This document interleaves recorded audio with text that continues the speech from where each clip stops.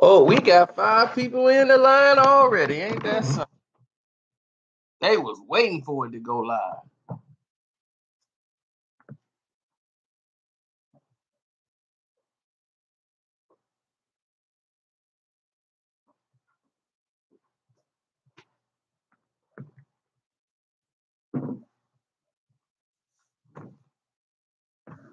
What's up, Mr. Carter? I see you.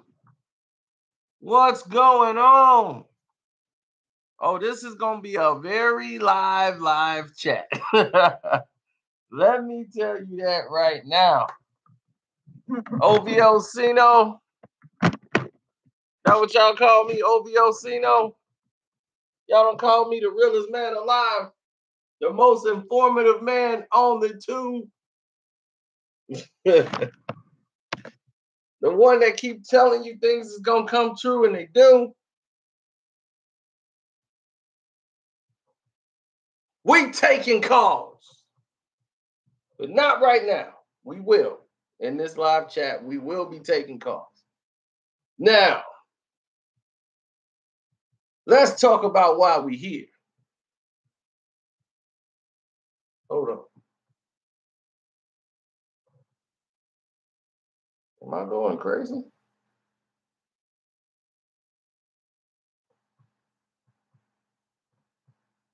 Anyhow, Enterprise, Alabama. What's going on? That must be Mr. Carter. Down there in Enterprise. You follow Alabama, Enterprise, Alabama, what's good? Bama's in the house. Now, you probably want to know why y'all all gathered here today.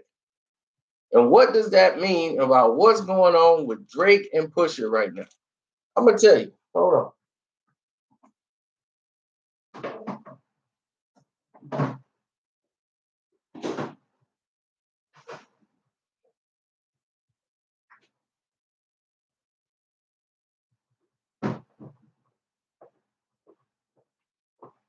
Had to get me a nice, delicious, tasty Coca-Cola.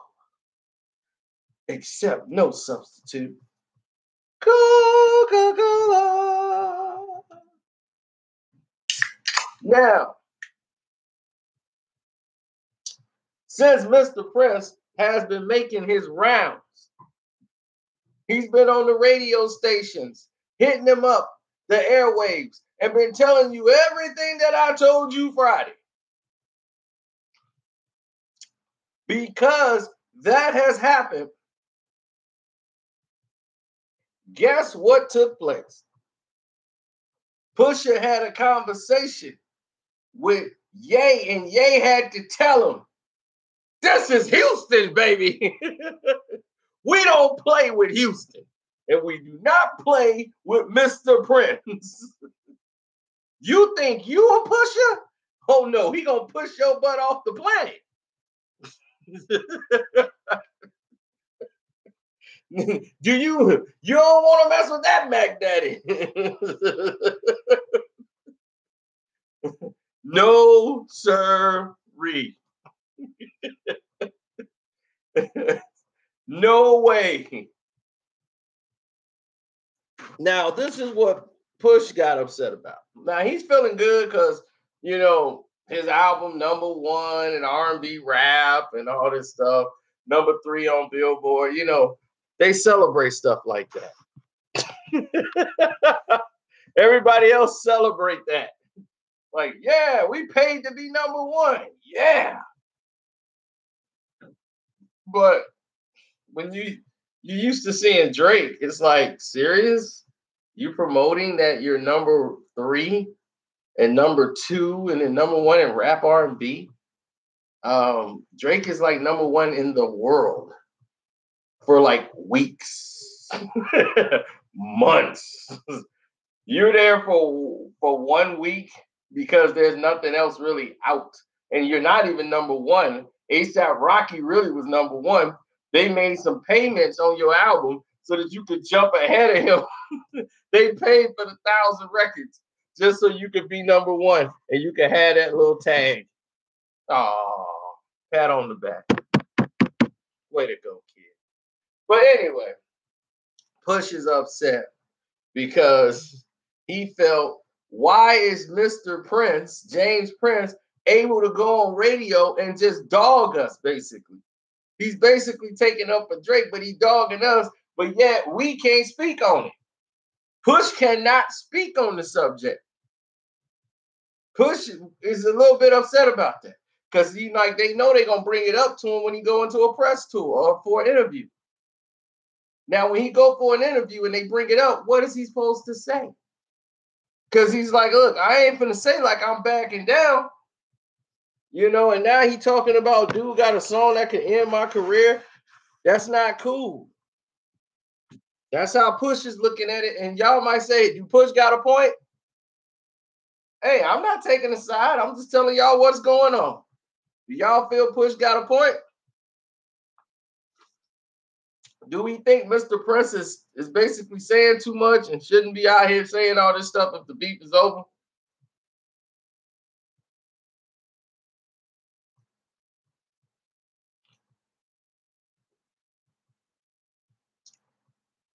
I'm asking y'all a question.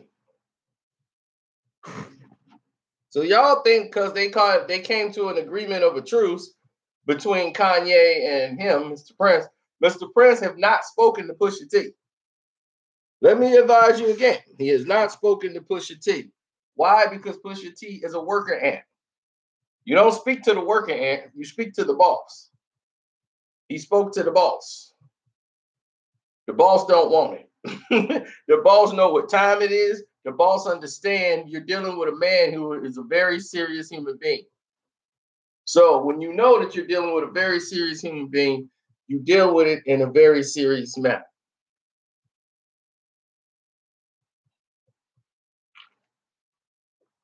Shut down immediately.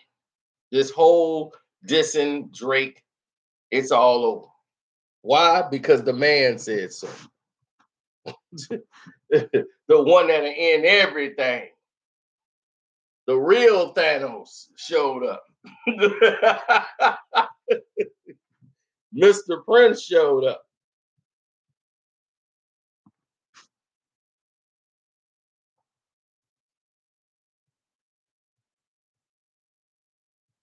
So he's upset a little bit with Kanye because Kanye just immediately conceded without even having any conversation with Pusha T yet. He had already went on the air, on social media rather, and posted that the whole thing was over. And he ain't even talked to Push yet. Push had to talk to him after the fact. He was like, man, I'm about to go into another interview. I promote my album and they asking me about Drake. And they basically said, if Drake come out with something, we get to come back and say something. Because this man's saying something. Well, isn't it what I told you it was going to be? 100%. And they say the song is done. Drake has got the song. And Kanye and Pusha was both going to have very bad family problems. Very bad family problems. Now, I don't know what's going on in their family, but they can end up with very bad family problems, end up telling you, hey, what, Virginia Williams, Pusha might not be worried about his closet, but Virginia Williams, you only been with her 10 years. You better look back. Where was she in 07? He gonna be like, ain't nothing wrong with me. Virginia, what was you?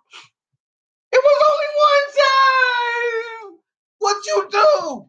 It was in 07 before I met you. I was at a Lil Wayne concert and this guy, I thought he was with the Lil Wayne crew. I drunk too much. I don't remember. Oh, but they do. And it could have got real sticky for your boy. But I understand. Make it rain on you like Virginia Williams. Yeah, that wedding would have got canceled. So it's a good thing. It's a very good thing this didn't come to the forefront. See, Pusha, no, there's a reason you ain't proposed to this woman in 10 years. You had to be sure.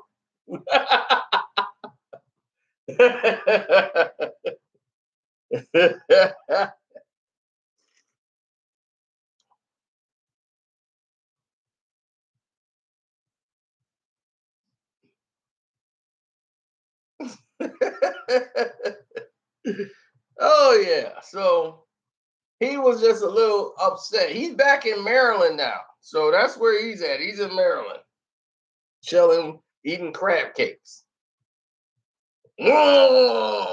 Crab cakes, Maryland. So that's what Push at in his suburban apartment out there in the suburbs of Maryland, chilling and relaxing. And he has not spoken to Kanye. So when Kanye album dropped and they had that thing once he left Wyoming, he ain't spoke to Kanye. Since this whole thing went down the way it did, done. Straight like that. Now, I hate to say I told you so. That is a lie. I love to say I told you so. I told you this would be the results. You didn't believe me. How dare you not believe me at this point? How am I mad?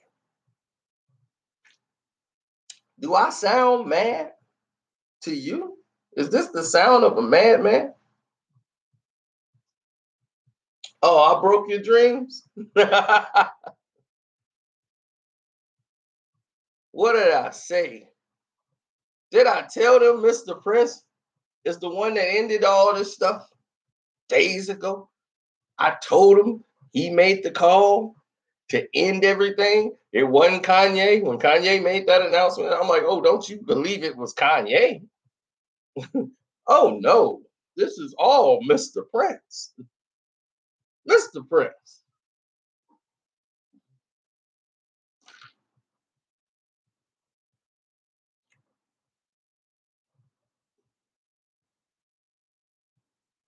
Oh, Giovanni, don't do that. We got the videos already. They're in the timeline.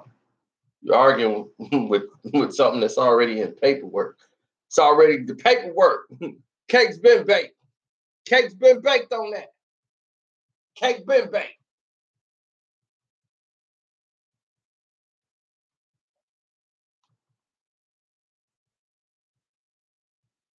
See, I know you're probably young, Mr. KJL. You don't know who Mr. Prince is.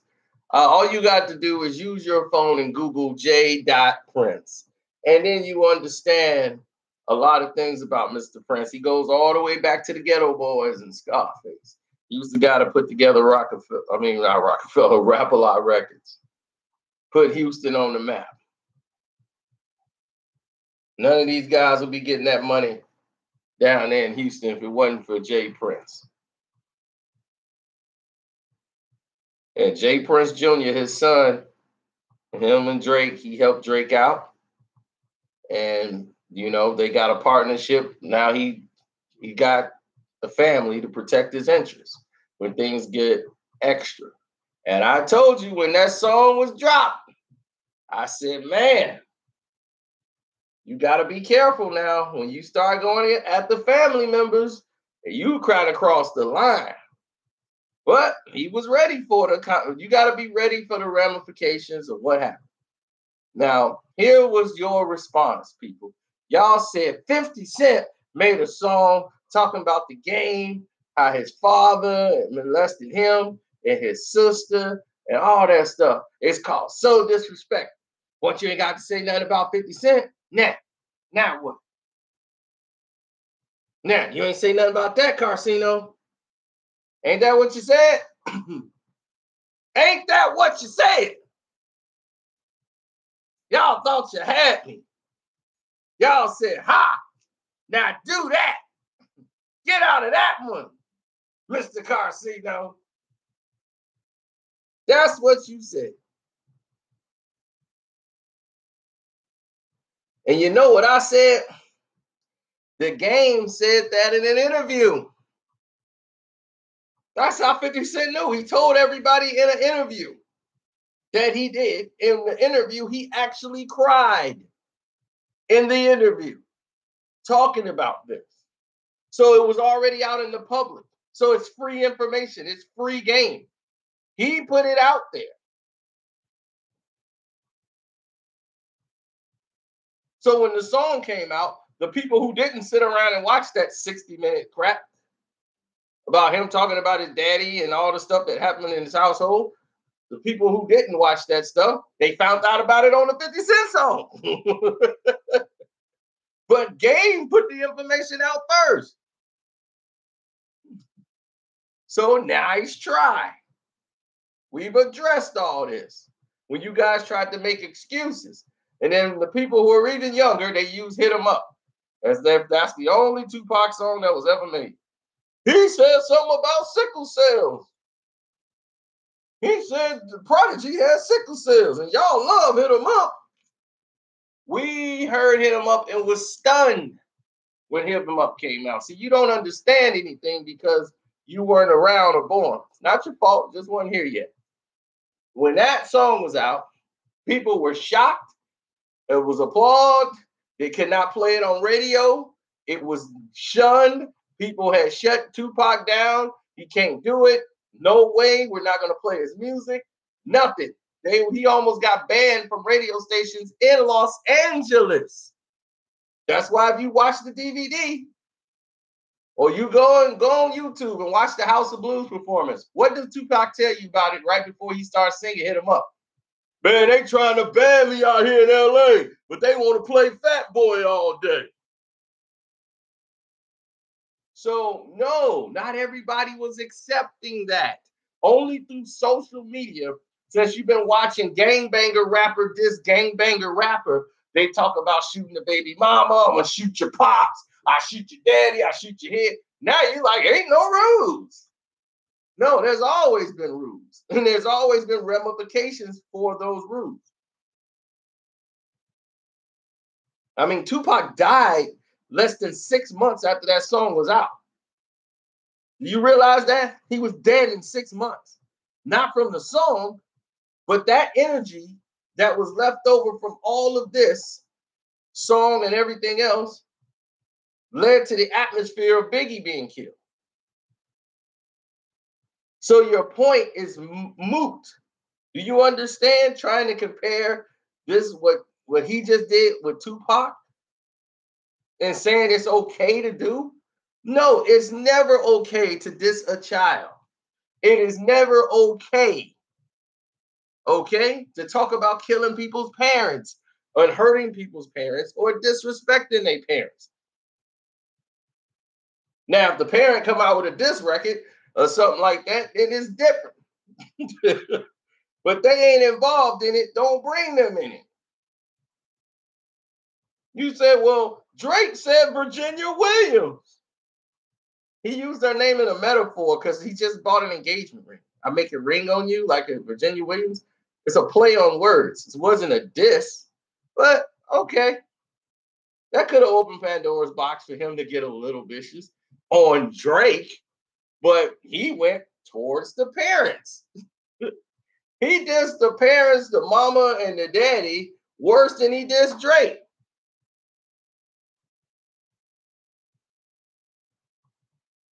And then he dissed 40, a man who has multiple sclerosis.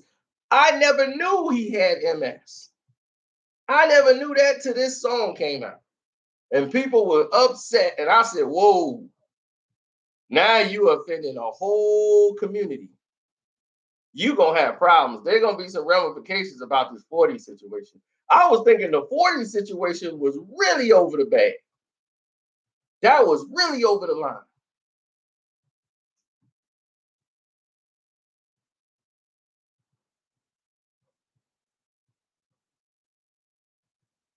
So when I saw that, I was like, whoa, we might have to, double back a little bit because that was kind of crazy.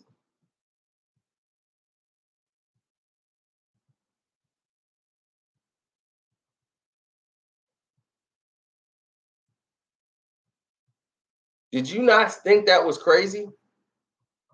That was really crazy. Because now when he did that, it got everybody attention, but it's not the attention that you would want.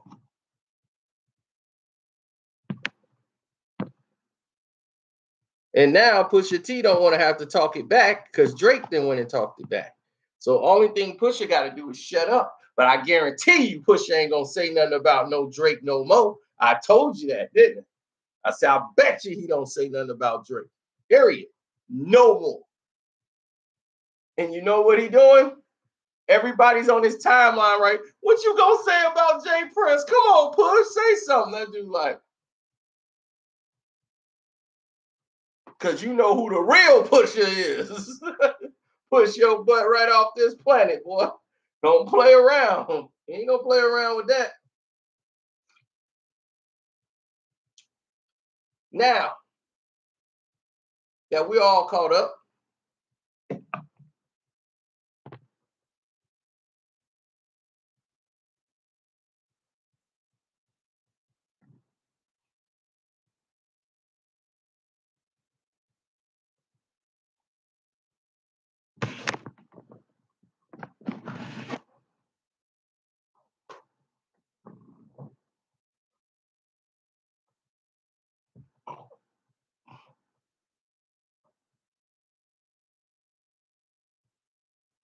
Jay Prince is his dad.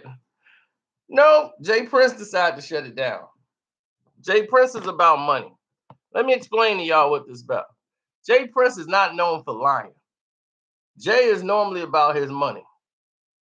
And him, Drake going ahead making songs that's disrespectful back and getting foul. Like he said, getting in the mud with a guy that's like me. I'm not gonna roll around in the dirt with a broke dude. What do I look like? What would I gain rolling around in the dirt with a broke dude? He already broke. He already ain't got nothing. What I'm rolling around in the dirt for with him? So next thing you know, I'm just getting my expensive clothes dirty. So now I got a lot to lose. Once he gets you to roll in the dirt with him, he won already, no matter what happens. Because he got you to roll around in the dirt with him. He already in the dirt.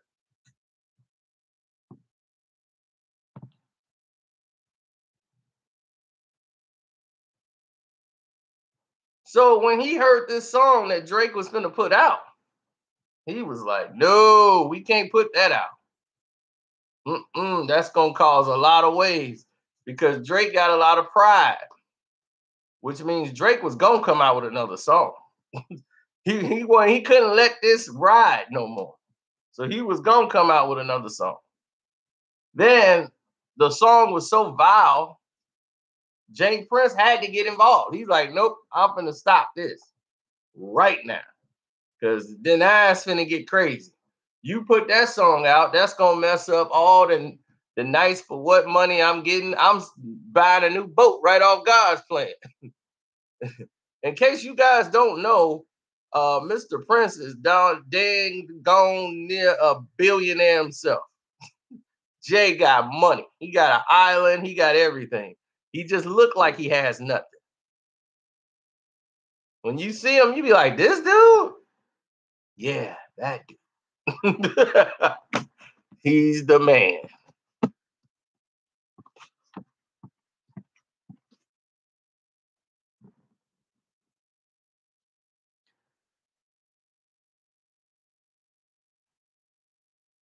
No, you think I'm going off what he said? I'm going off what he didn't say. I'm going off what they ain't saying. I'm going off what Kanye put on Twitter. I'm going off why Pusha T got super glue in his mouth. That's what you better go off of.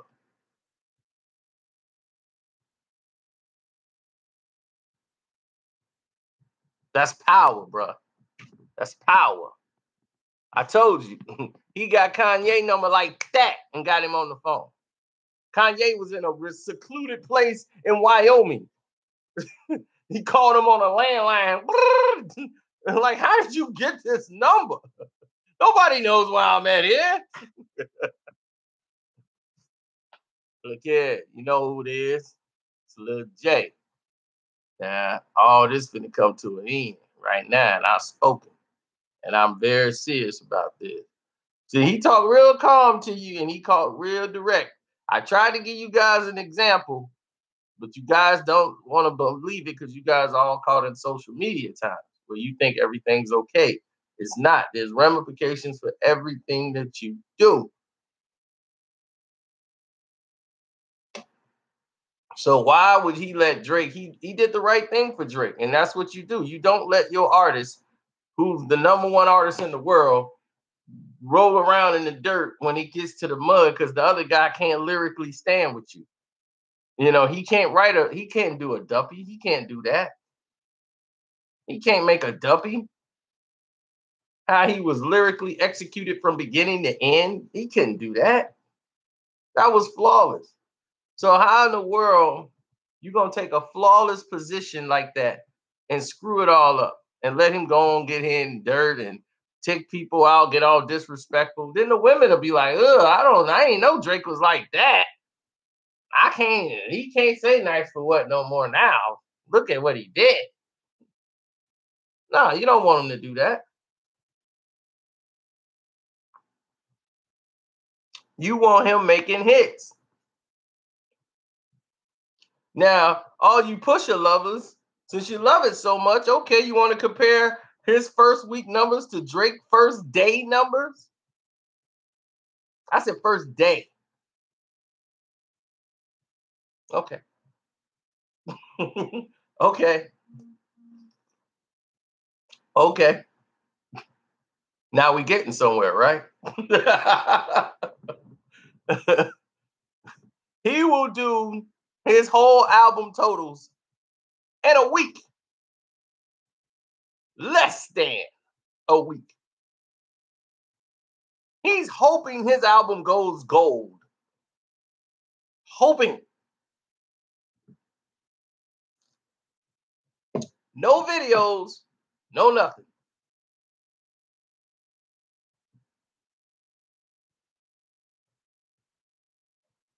Kanye just dropped the brick. People trying to find reasons to like Kanye West song. And that's so weird about Kanye thing. People are finding the weirdest songs in the world and liking them. Like, I'm like, that's one of the worst songs on the album. Yo, man, I love that Ghost Town beat, man. Ghost Town. I'm like, that song is terrible. What y'all talking about?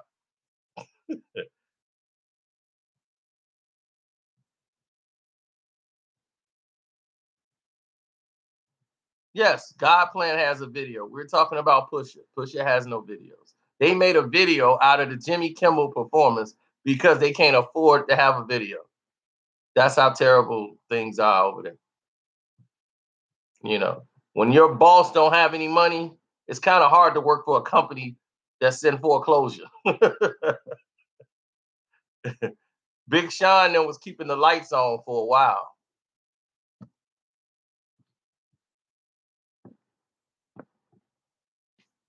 But okay, here we go, fellas. Enough of me talking. We gonna go to the phone lines. Now here's how it works. I will call you on my phone. Blocked, of course. Can't have everybody calling me. Now, here's the thing. If you don't want your number to be posted here and everybody can see it, if you put the word up there with a special profanity word, it blocks it, and only I can see it. You understand? So if you want to talk directly, you can put your number up, but put like a curse word or something there so it'll be blocked if you don't want nobody to see it. If you don't care, just throw the number up, and then I will dial you. Oh, we got one already. All right.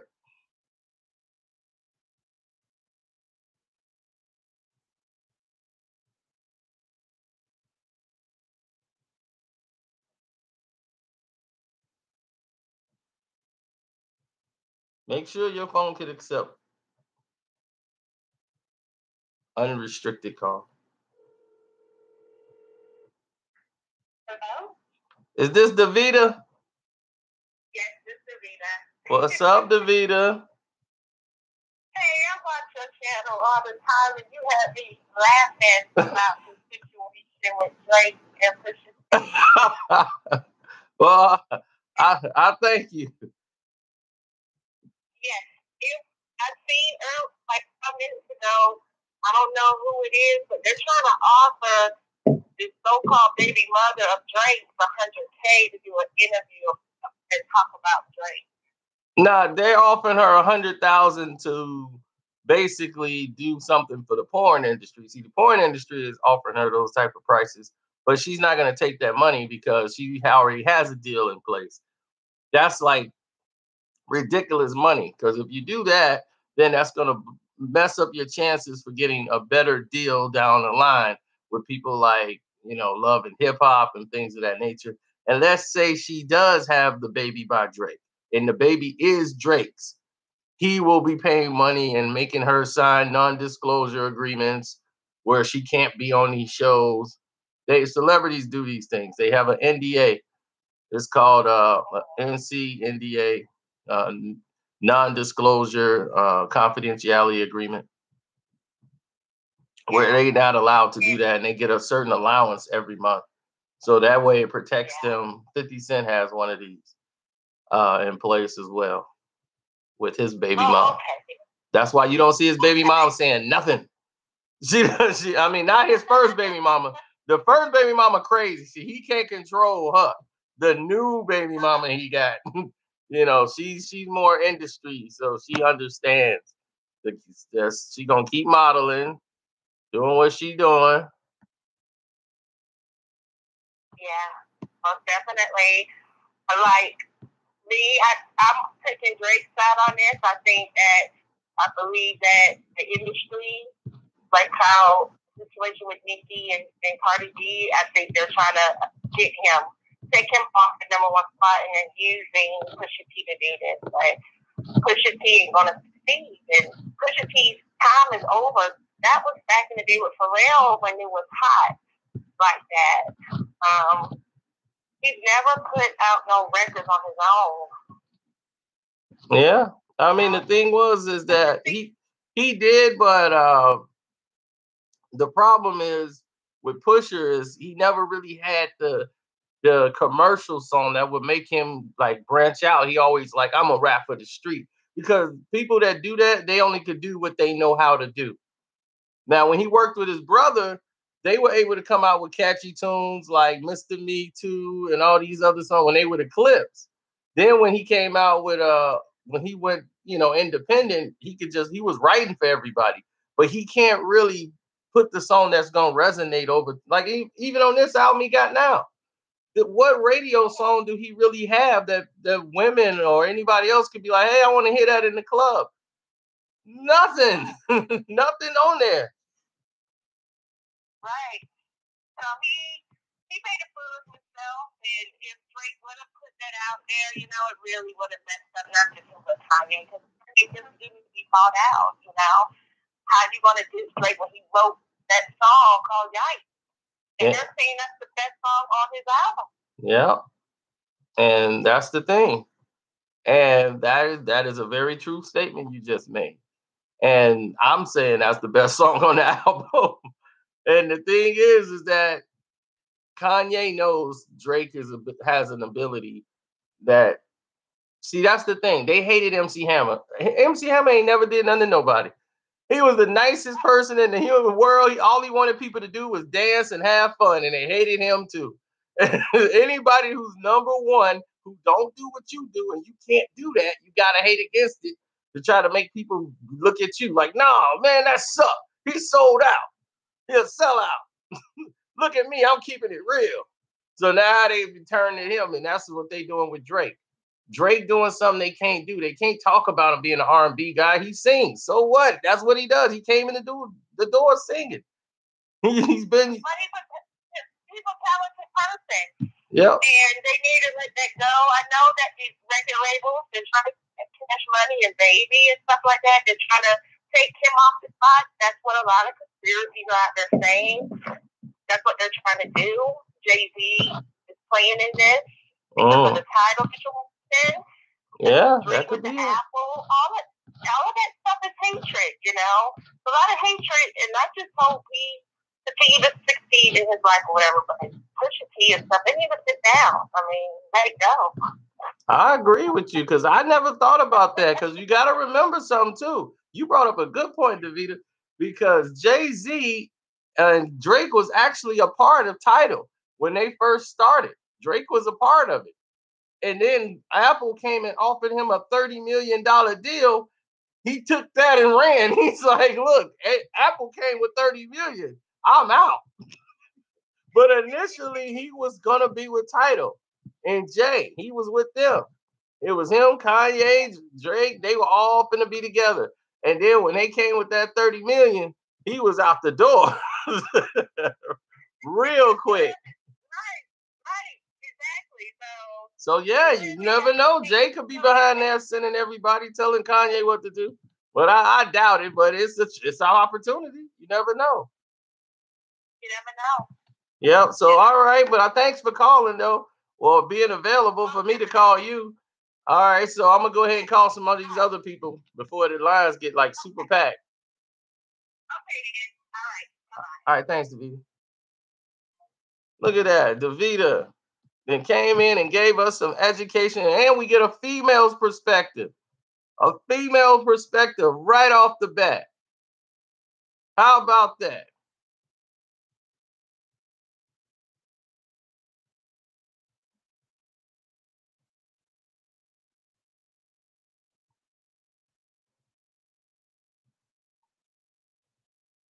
Look at y'all. Y'all crazy. Talking about some. You only kept her on so long because she was a woman. I'm like, well, how we always getting dudes? It's good we had a female perspective.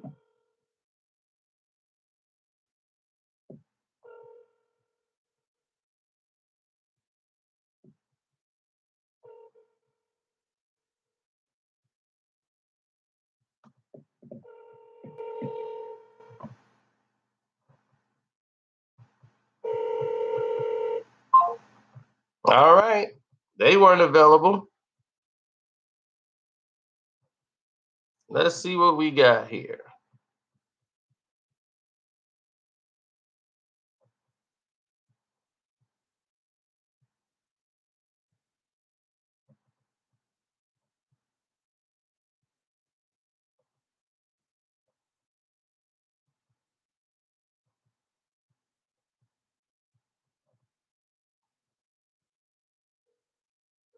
All right, we're going to try the Ville. 704.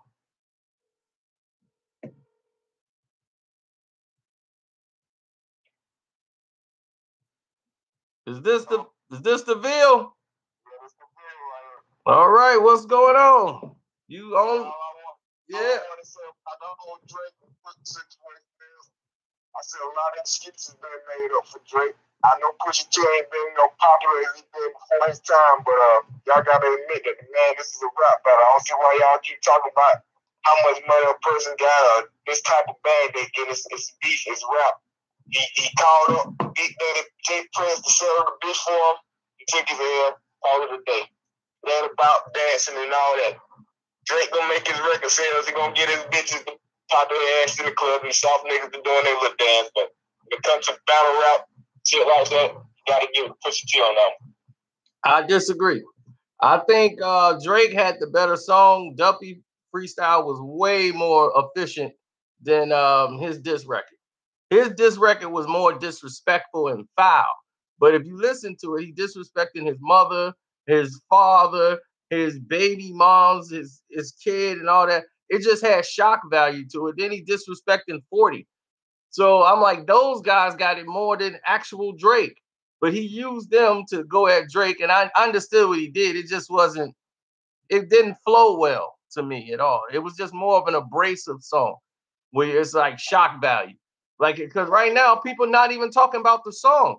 All they talking about, because the social media picked it up, they took one side took the baby oh, is it his baby? Is he hiding a baby? You know, that's social media pop stuff.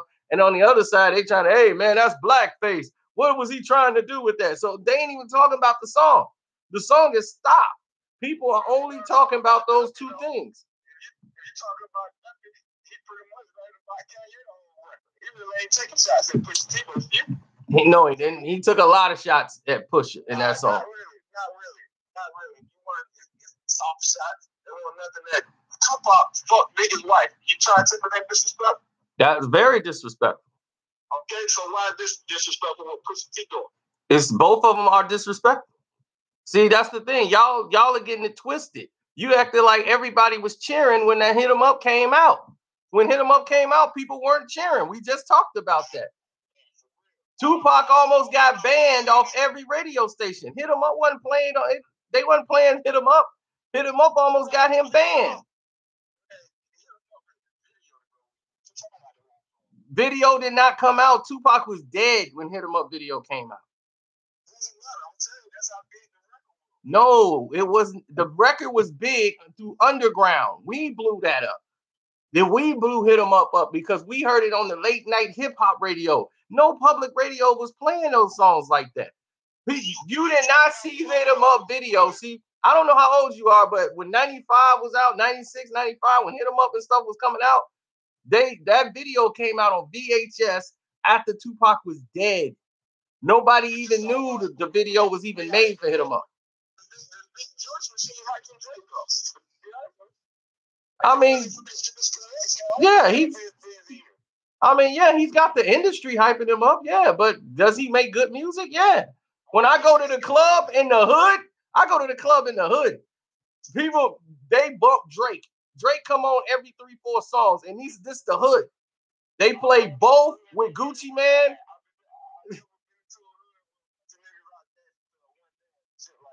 They ain't playing One Dance. They playing both. They playing Future and Drake. Drake is on everybody's track. They playing Migos. Oh, we got cut off. I don't know if that was his phone or mine. But Bill, they playing Migos, Walk It Like I Talk It with Drake. Come on, man. I know what I'm talking about. 100%, brother. But thanks for calling in, man. Thanks for being available. We got somebody who had Pusha side to the story.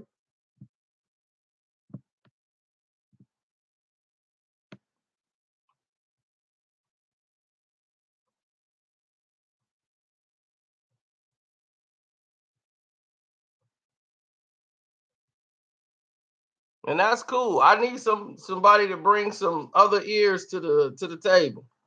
Bring some new ears to the table.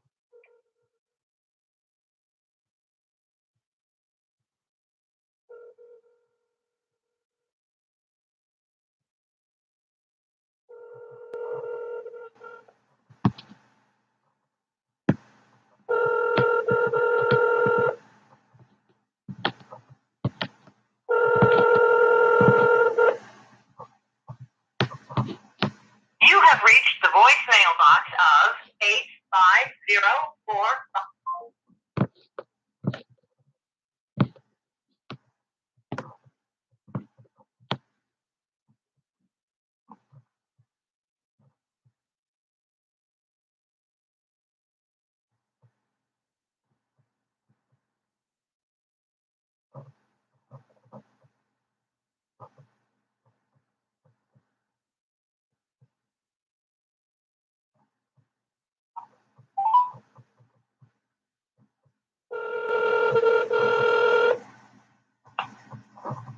Hello? What's up, Mr. White? What's happening with you? Oh, nothing too much. You know, you live right now. We on live.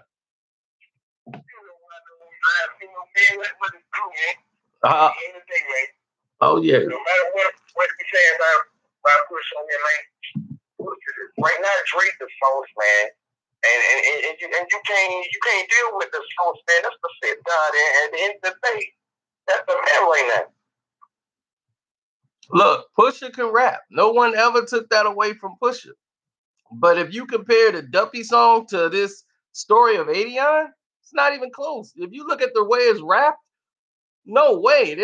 Drake gave him flawless execution from beginning to end. It is flawless. There's no fluff in it. But if you look at what Pusha did, it's more of a street rap. It's more abrasive. It's more insulting. But through social media, that stuff been allowed because you've been watching all the gang members battle this gang member. They have no rules. They just say whatever come to their mind. But they don't have a lyrical output to make it, connect like Drake. I mean, like Pusha or Drake do it. But when he made these lines, I said, man, he's crossing the line. Because I'm like, I hope he's ready because it's going to be ramifications for this. He dissing a man that's dying who ain't had nothing to do with it. I'm like, and everybody like, that's cool. He should have went worse. I'm like, what? I'm like, man, y'all making this crazy.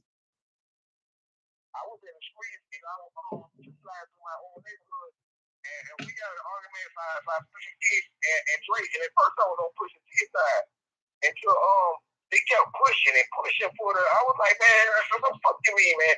To be honest, I've been placating Pusha T the whole time. He ain't no one there. Drake, really? I mean, Drake is one of the songster stars that ever came through. So I don't even know why Pusha T was getting that type of push. But I was placating, to be honest with you. And it just went out of control, I guess. And Drake had said it before, and it was probably going to be on his new diss record. And he brought the point up, the fact that if he's so great, Pusha T, and he's your writer, Kanye, why they flying Drake in there? Why y'all fly him to Wyoming? Why he down there helping y'all with y'all records? Why y'all got him down there?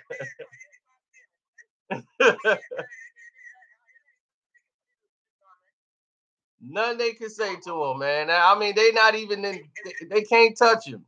And I'm like, man, dog, bar for bar, this dude is better. He's better than them. They just got to give him his credit. They got to give him his credit somewhere down the line. I was like, man, I look like I'm a man. And you a bum ass nigga. This one like Pusha T nigga. Because the fact of the matter is, if Drake wanted to, Drake can drop some shit that'll play nonstop throughout the whole country. And Pusha T didn't get that shit out the underground if you really keep it real. Yeah. Well, out the toilet, he ain't in the underground. He just laid in the big mainstream, but in the toilet, there's the Drake. I mean, Drake shit on that boy. Yeah. I mean, yeah, he did. I mean, the thing is, lyrically, they go bar for bar. Pusha know he can't contend with Drake. He don't have it in him to do those type of records, to have the bars go like that and set up the way Drake does it. That's why they got to fly Drake in, because when Drake does it, it's flawless. I'm like, he did the walk it like I talk it. He did it so smooth that it made the whole song work. I'm like, that's the best song on the Migos' new album. I'm like, he made their whole album all because of his verse. So I'm like, the dude is talented. They can't take that away from him. And then when he make a diss record like Duppy, the people just want him to lose. That's just it. You got 1,000 haters out here that just want him to lose. They don't care nothing about Pusha T. None of them even heard of Pusha T until this whole beef started. And they came around. Now they act like they the biggest Pusha T fans in the world. And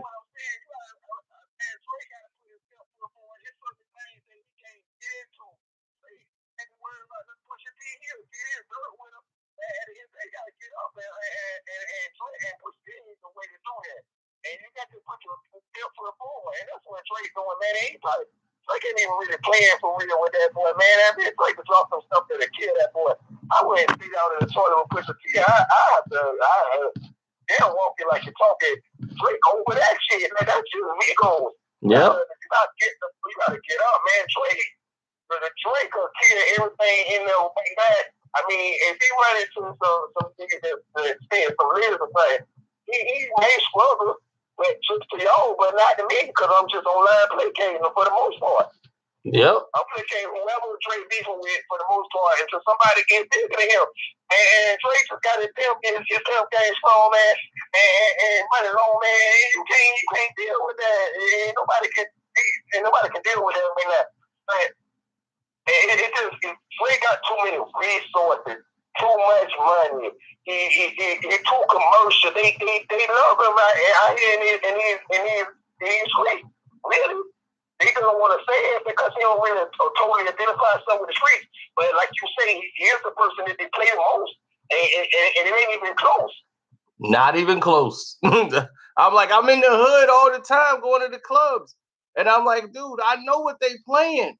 I'm like, dog, I'm right there when they playing it. And everything they play, every other record now is Cardi B, and you can see the wave of what people listening to. People play Boosie, they play everything in the club. And I'm like, this is the hood. They play Boosie, then here comes some with Drake. They play both still to this day with Gucci and Drake. I'm anything, but I'm both right now. I'm like, dude, they play that every time, every weekend. Both is gonna get played at least 2 times.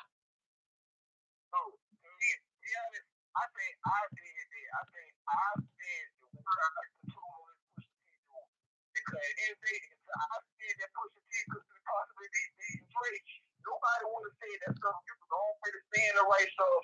I take it straight across them, and then they say, no, I did some stuff, and it just seemed like that. I did, but the whole damn world, they have the most lyrical person in the world. They ain't never been there before.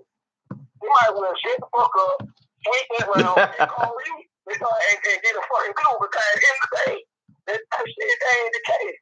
That's half the reason I even called up, because this was way too far. Oh, yeah. He don't beat Drake, man, but that just ain't gonna put up too much of your time or whatever, man. Keep doing what you're doing, man. I'm a huge fan, man. All right, thank you, man. I do appreciate it. Thanks, Mr. White. I'm gonna get somebody else on the line. That was Reese. Putting it down. Okay, let me see. We got Zippy here. I do see you, Gaddafi. I'm just trying to get some people we never heard from before. Let them get on the line first.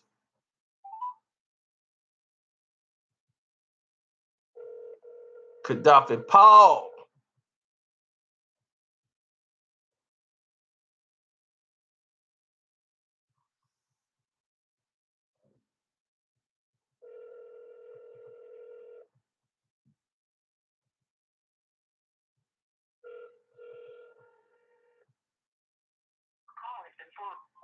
All right, well, we tried to call you, Mr. Zoe. Okay. Let's get a hater on the line. This dude was coming with so much hate. He was really wanting to get online.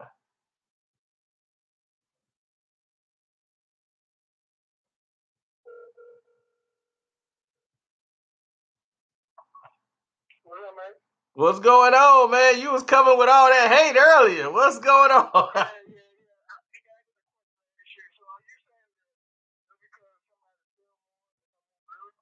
Nope. Sell money ain't got nothing to do with it with me. Why you keep always coming up with this? Drink this and drink that. Lyrically, Pusha is a better lyricist than Drake. No, he isn't. Yes, he is. No, he isn't. He would kill Drake. And first of all, we don't even know that Drake wrote that. He always say he got a ghostwriter, right? Well, you always said that. I mean, it's not a ghost if everybody can see it.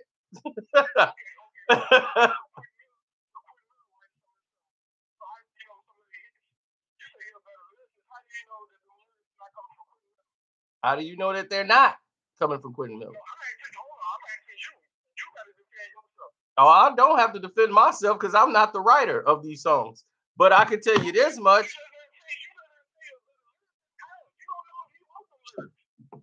My thing is, you don't know if he didn't. Quentin Miller's not there now, is he? Did he write Duppy? Do you think Quentin Miller write Duppy?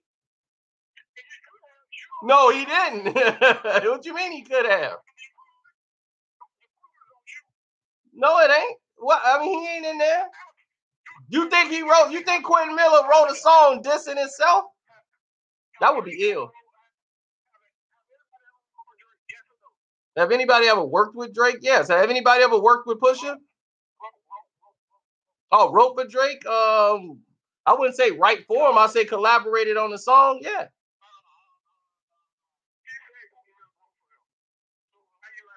No, Quentin Miller name is credited on the album as part writer.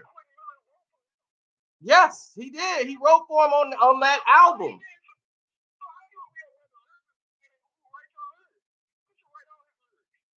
Do you understand that Drake actually had records before Quentin Miller ever came around? So what? Yeah, I mean, dude, what do you think? Quentin Miller just got there for one album. He did 3 songs with Drake, 3 songs, and he never worked with him again. He did 3 songs. Can I prove he's not working with him? What do you need to see the paperwork?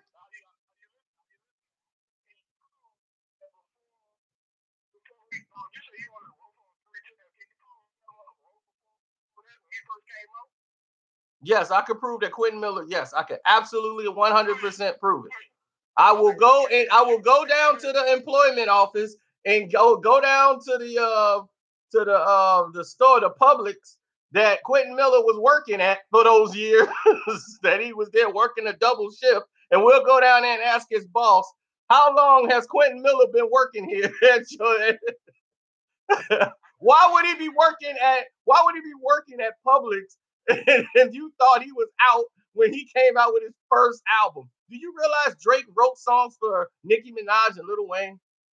Do you realize even for this album that they flew Drake down to Wyoming to work on Kanye West's album, him there with Pusha T?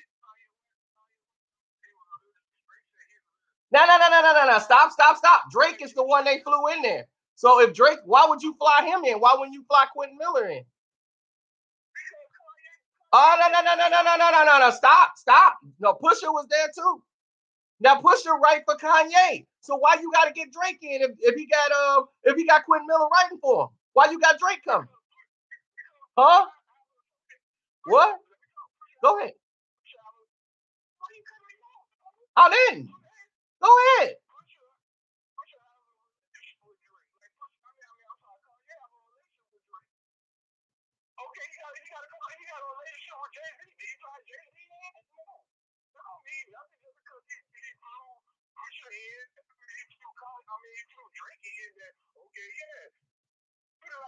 Why would you fly him in if Quentin Miller is the writer? Why you flying Drake in?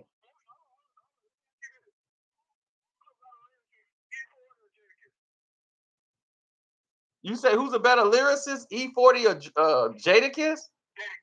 It depends on what style you like. If you from the Bay, you might like, no, seriously. No, that's facts.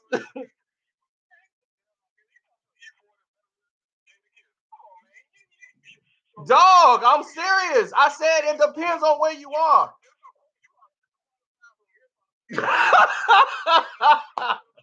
You just came up here and disrespected E40, dog.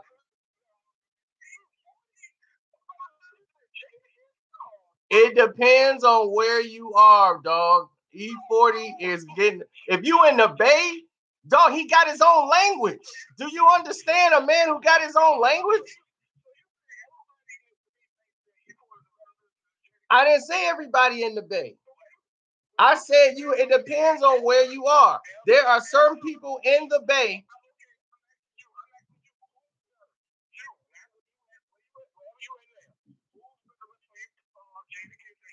I would take Jada.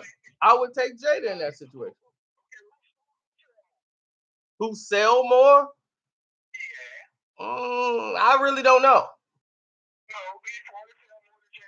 I don't know that. I don't have the numbers in front of me. Jada might have sold more records than E40, to be honest. I'm serious, dog.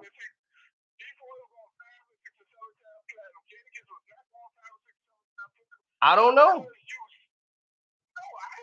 But I'm trying to get to, where's your point? What's the point you're trying to get to here?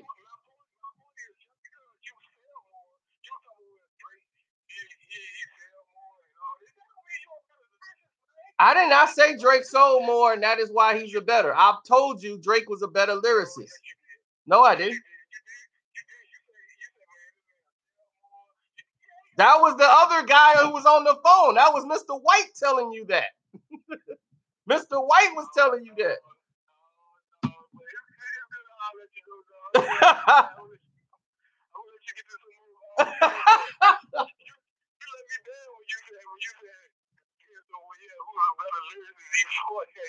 No, I'm telling you, it depends on where you are. But if you want my opinion, I will take Jada. Yeah, I'm asking for your opinion. I'm asking for. I'm talking to you. I'm asking for another opinion. I'm asking you who's a better version. You know what I'm saying? But I'll let you get some more calls.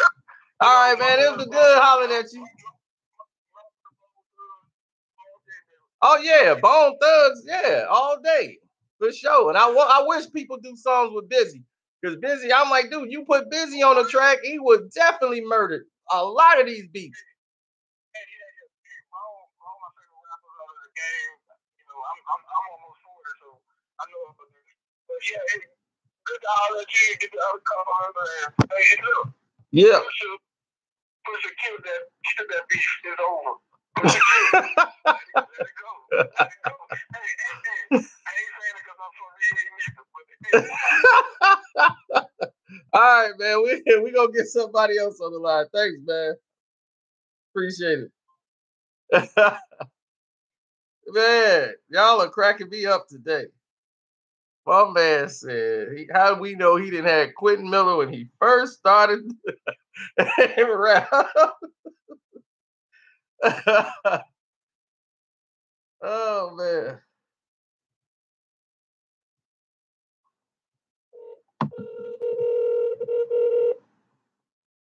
Hello. Is this Mike? You know it. All right. There we go. I am Mike.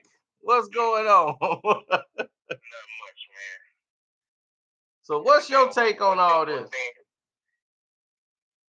I kind of want some subjects, man. You got to swing this LeBron hate, man, because LeBron. A lot of your videos, it becomes an obsession after a while, man. Oh, you think it's an obsession? Oh God, do you think ESPN got an obsession? Because they talk about him a lot more than I do, and they get paid a lot more than I do to talk about him. Do you realize that they've been selling you lies, man? The guy is a bum. He's overrated, completely overrated. He's not overrated. I told you this, man. Nobody's saying that he is, better than Jordan anywhere, but he's up there, man. No, he's not. You have to respect it. Yes, he is. Not even close. Say that, man. I can honestly say it. I've given you nothing but proof for years. Proof. Proof. Proof. That's what I've given you. Not just talk. I gave you proof that this guy is not better. And the thing is that other athletes and other former players, no, he's not. That's why you see Jordan. Jordan don't come out and pat him on the back. He'll pat Kobe on the back. He'll be, oh yeah, Kobe. He'll do a whole interview talking about Kobe. He don't mention LeBron James. They want to throw him out there to mention LeBron. He's like, no. What? There's no way you feel that way. No, as a basketball player, I've never said nothing about LeBron James outside of basketball. Outside of the basketball, I think he does some tremendous things. But as far as I judge him as a basketball player, because that's where everything comes from. That's where all his accolades, everything else. I loved him in Trainwreck. I thought he was great. I loved him in that stuff. But all the other stuff with basketball, no way is he even in the top anything. They have been, and you can't see that they changed the game of basketball for him. It's obvious every year. Now we got this new rest period. The NBA finals got to go on 3 weeks because LeBron James got to get rest. Who you think they're giving all this rest to? Players got to get rest. So they didn't need rest when Jordan was playing. Well, we need rest now. What happened? They younger, faster, stronger. Why do they need rest now? What happened? We all know they're not going to beat Golden State. We know that. Oh, man, yeah, now that they down 2-0, yeah, we all know they ain't going to be Golden State.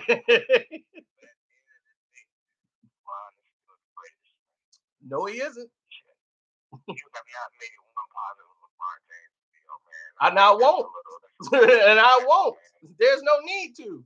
What has he done that was positive? What did he do that is so positive on the basketball court? What did he do? Here's the question I got for you. This dude is literally doing everything by himself. How can you score 51 points if their person is not good? How can you say that? Easy, because you're looking at 51 points. You're looking at 51 points, right? That's what you're looking at. Do you see how open he was on all those shots that he shot for the 51 points? Did you see he scored majority of those off layups? Do you see he had all open shots to do that? Do you understand that they've changed the game to make it more isolation? He was scoring most of those points on Steph Curry, who's a point guard. So my thing to you is, how great is it when you're 6'10", 280 and got to score on a point guard so you can get 51 points? And did we mention that they lost the game?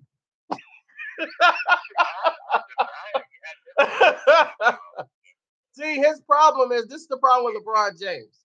He does not, I'm going to explain to you why he's not great. He's not a great off-the-ball basketball player. You have to be on the ball and off the ball. When he doesn't have the basketball in his hand, he's very ineffective. That's why his usage rate is so high, because he got to have the ball in his hand. You cannot say for his position he's not the best passer that you've seen for his position. Come on, man, don't do that. For his position? I mean, yes, LeBron James can pass a basketball, but he's not like Magic Johnson with the basketball.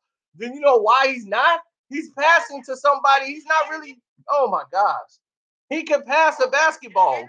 No, he's not like Magic Johnson. No, you letting ESPN blind you. ESPN has screwed your brain up. He's not Magic Johnson. Do you understand? Magic was a leader.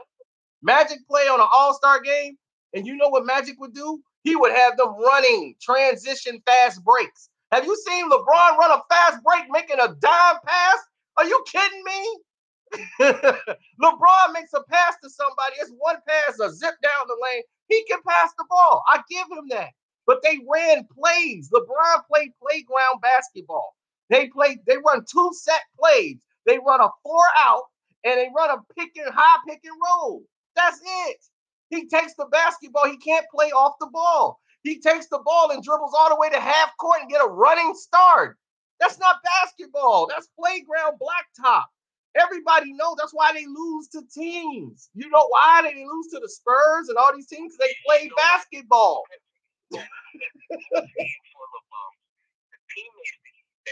He picked them. He picked them. I would definitely give you that one. In reference to him being, the greatest, come on, man, you gotta stop, man. No, he's not. How is he great? Okay, I'll tell you this. I'll tell you this right now. Whoa, hold on. All the players LeBron James has had on his team has been more than Michael Jordan has ever had on a team that has won the NBA championship.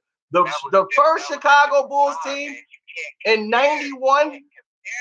Okay, we can't compare times. Okay, I'm glad you said that. You said we can't compare times. All right, so therefore we can't say he's the greatest then. So you want to say he's the greatest in this era? Is that what you want to say? In this new era, he's the greatest? Because you just said he was the greatest. But now you said we can't compare times. So that means we can't compare him to Jordan, can't compare him to Magic, Kobe, none of them. So now you want to say he's the best of this era. You would definitely bring him up in the conversation, man. How? 10 years down the road, LeBron James will still be talking about. 20 years down the road, LeBron James will still be talking about. It's all a matter of opinion. It's a matter of opinion. I mean, just because you say something doesn't mean that it's facts or that it's all the way 100. At the end of the day, everybody has their own opinion. Okay. What you're saying is facts. Oh, yeah. A lot of the things that I'm saying are facts. Here's a fact. LeBron James has never in his career made any offensive player on the other side of the team his primary goal to defend. Never. In his 15 years of a career, He has never made that his primary defender for a game, even when the person was matched up against him. Kevin Durant, he was supposed to play him. Let's just stick with the finals, okay? His first finals, Bruce Bowen. Bruce Bowen locked him down, and they won and got swept by the San Antonio Spurs. I'm not blaming him for that. Let's just stay there. The very next time they went to the NBA Finals, he was with the Miami Heat. They played against the Dallas Mavericks. Sean Marion was guarding him the whole game. Sean Marion matched up, and that was his assignment. I already heard the video. Okay, you already heard that. So you already know. But this is the point I'm trying to make. At the end of the day, whether you love or hate him, you see everybody, I grew up in the Michael Jordan era, the Kobe. I've seen all three. So I dislike Kobe. I never liked Kobe. At the end of the day. Well, then you dislike greatness because that dude is great. Kobe was a monster.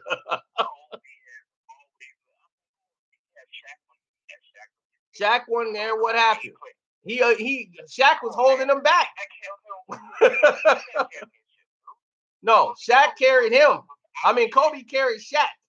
That's what really happened. See, you don't remember because you probably just caught into the midst of everything. Shaq used to dominate games, but Shaq would get in foul trouble, and Shaq would have to go to the bench. And you know what happened? Kobe have to win these games. There was a lot of games in the playoffs against the Indiana Pacers in the NBA Finals. When the Indiana, they needed to win Game 5, Kobe won those games. Right. Nobody is denying his clutch play at all. Nobody is denying that. But that, like I said, whether you love or hate him, like I said, I don't like Kobe Bryant. I know. That's what I already know. This argument, this discussion is off base because anybody who don't, even if you didn't love Kobe Bryant, you have to know he was way better than LeBron James. Way better. Anybody who would even think of picking LeBron James, if you on a playground and you can pick Kobe Bryant or LeBron James, no way. Never. Kobe played better defense, and Kobe has a better shot. But let's take away the championships, right? Let's take the championships away. Take them all. And let's take the championships away, and let's say that he will go down as like a Karl Malone or something like that. Okay, let's take all that away. I mean, my thing is, it don't even matter because, like what you said in the first part is the truth. You really can't compare the eras because they changed the game so much. The rules are different. You can't. Right now they got zone defenses. They created these defenses to try to stop people like Allen Iverson. Allen Iverson was killing the league. They had to put in a zone defense. I know the history on that. Exactly. And they changed the rules now to open the lanes up more for LeBron James. They made rules where he could be dominant. He's allowed to take 5 steps. We just saw him take 5 last night and they didn't call anything. He's allowed to take his show and then run into people like Shaq used to do and they don't call anything. So that's what I'm saying. So how could you see that? So how could you say this guy is the greatest of all time when you see him what they're allowing him to do? We can go all night about it. I can drop facts. I've been wanting to talk to you for a long time about these LeBron hate videos. Put some love up, man. Put some love up. I was gonna put a love video up on LeBron James, but then him and his people did something, and I said, "Oh, okay."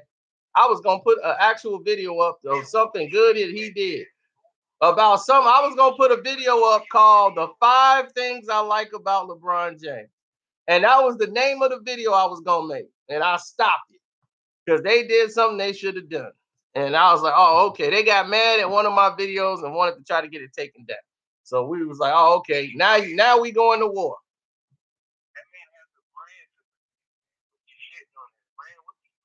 I ain't talking about his brand. I'm talking about his play on the court. I'm telling people the truth. I'm not finna lie like ESPN. I'm not finna lie like Fox and ESPN. Them announcers who interview him, they gotta lie every day. They scared to ask him any real questions. They scared to. That is true.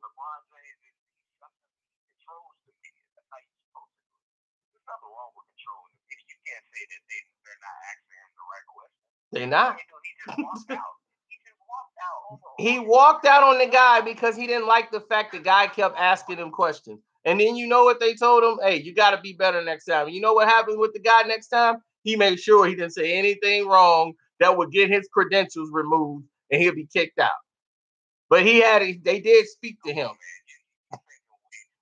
I'm not speaking too far. I'm telling you what happened. They got a thing they call the championship committee with the referees, and then the people that run the actual press, the person that's in charge of that, the credentials, they have to answer back to them. So if the players have a complaint, it has to go through them. So Mark Schwartz from ESPN, they actually had a conversation with him, and they said, well, we're going to review it to see, was you really badgering him? They have a code that they got to follow. They can't be like they was because of social media and the way things are now. The press they're at the mercy of the player.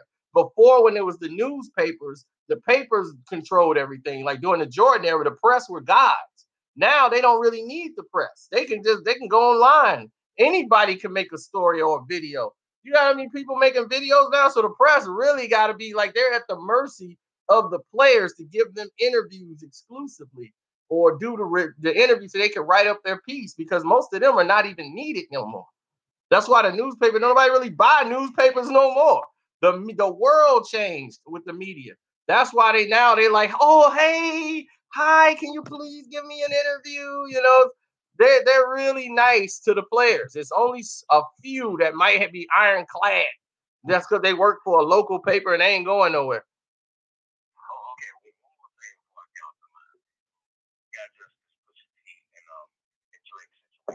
Honestly, I think Pusha T lyrically can wipe Drake's ass, man. That's just what I feel. I feel like Drake is a great songwriter, good hit maker, and he's been relevant for 10 years. And he's going to continue to be relevant. But at the end of the day, I feel like he came back too quick, man. That's why I feel like the ghostwriting, little rumors, whatever you want to call it, I feel like it's true, man.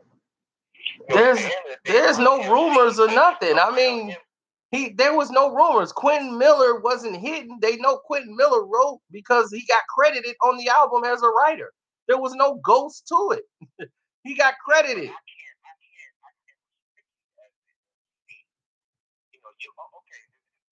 How? He writes his raps and other people do it too.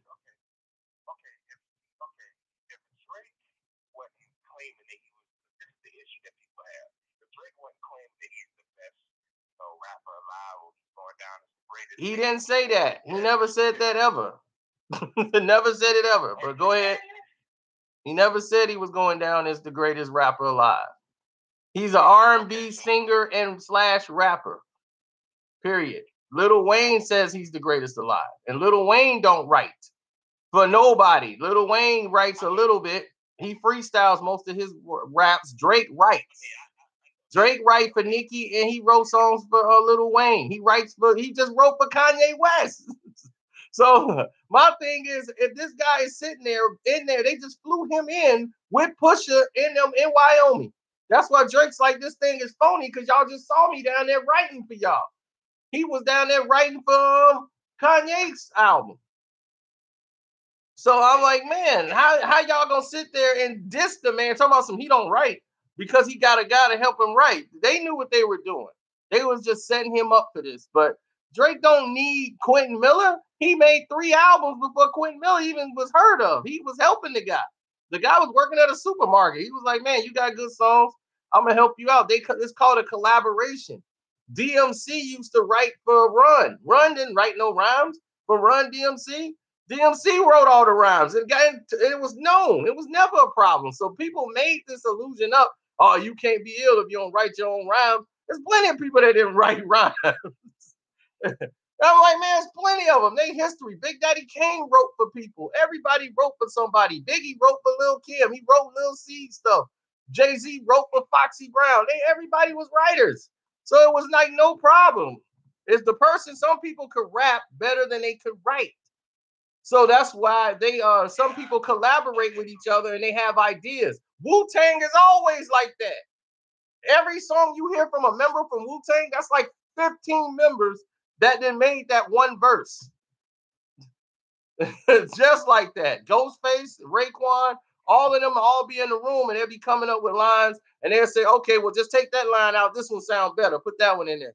That's why the songs sound so great.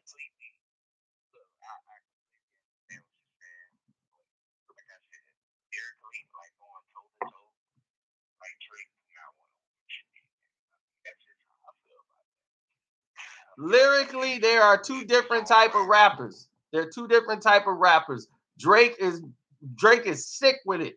With his bars and delivery, he got way more bars than Pusha T. Way more bars. There's no way he will go bar for bar with Drake. No way. He will not beat Drake bar for bar. Period. That's why he did what he did. That's why he went. He went to the dirt and the grime and made it a dirty, filthy. No, just because it's a battle don't mean you get to do that. Yes. And what happened to Jay-Z? And what happened to Jay-Z? Yeah, yes, he said it. And what happened? What happened when he said it? No, you come back lyrically. You beat them with science. That's what rapping is science. That's what it's supposed to be about, battling. You come back with science. You don't come back and start dissing they baby moms and all that. When Jay-Z did that, he lost a lot of support on his next record. His next record tanked because of it. And the fact he went to the radio station and apologized and then said his mama made him do it. But he had to come out and apologize because he knew there's ramifications for the things that you do. Cameron did the same thing. Cameron said, I'm going to take your daughter and R. Kelly her face to Nas. He did that with Nas and then talked about Nas' mom who was dead. And what happened to Cameron? He lost all that tour's money. They had a tour set up. They were like, oh no, we can't let you out there. What you just said and did, no way. They snatched him off. And then he had an album just sat out there. He couldn't even promote it. He was basically off the label. That's what I'm saying. There's ramifications. Women and children should never be mentioned in diss raps.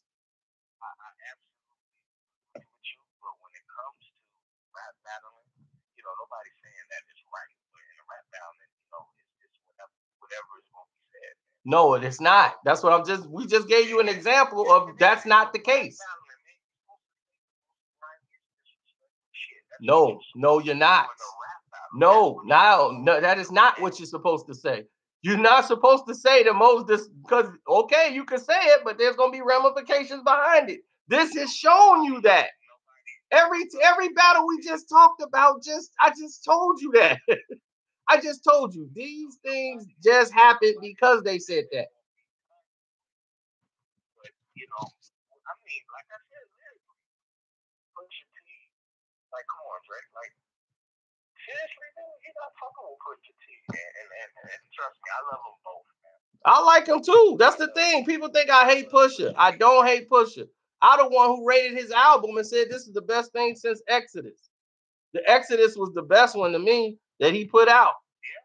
So this one is actually, but he just wait every 6 years to come out with something. And at the end of the day, it's all just opinion, man. What you really think about it? Yeah, his album ain't gonna resonate with the public. He don't have a video out. He hasn't put one out. And right now, once all this Drake thing die down, this album is out of there. He don't have no radio songs.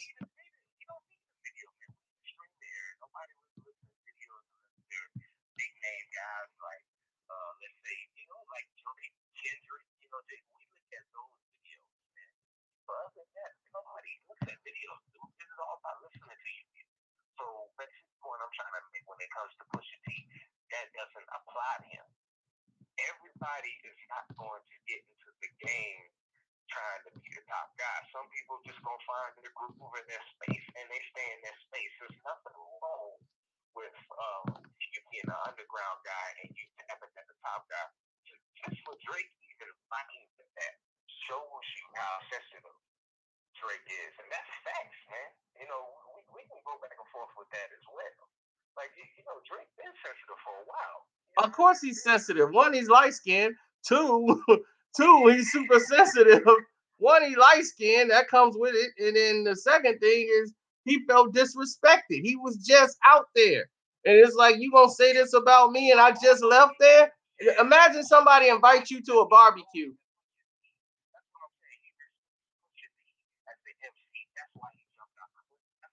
No, he jumped out quick because Infrared was a monster.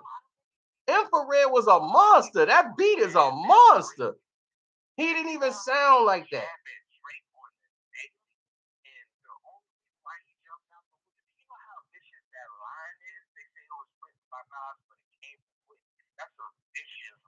It's not, because it's been said before.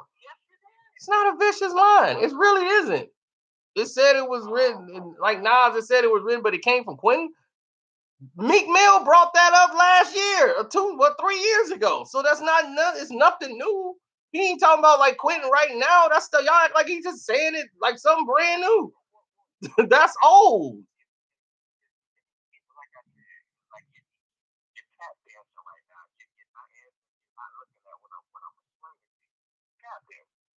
This is what I'm trying to say.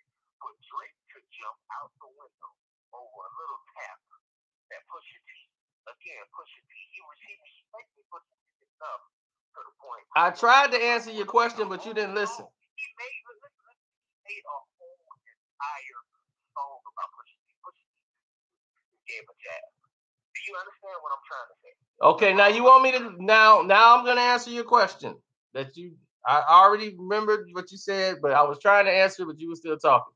Now, here's the answer to your question. This is why when I made that song, Infrared was a monster.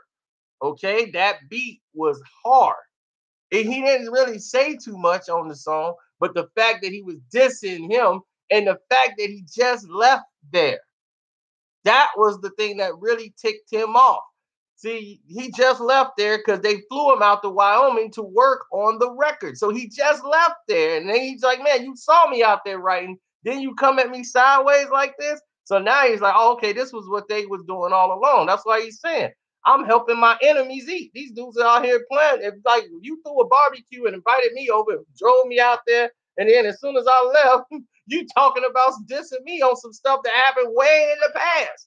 I'd be like, wait a minute, I was just over there and they ain't say nothing to me. You be hot. Everybody,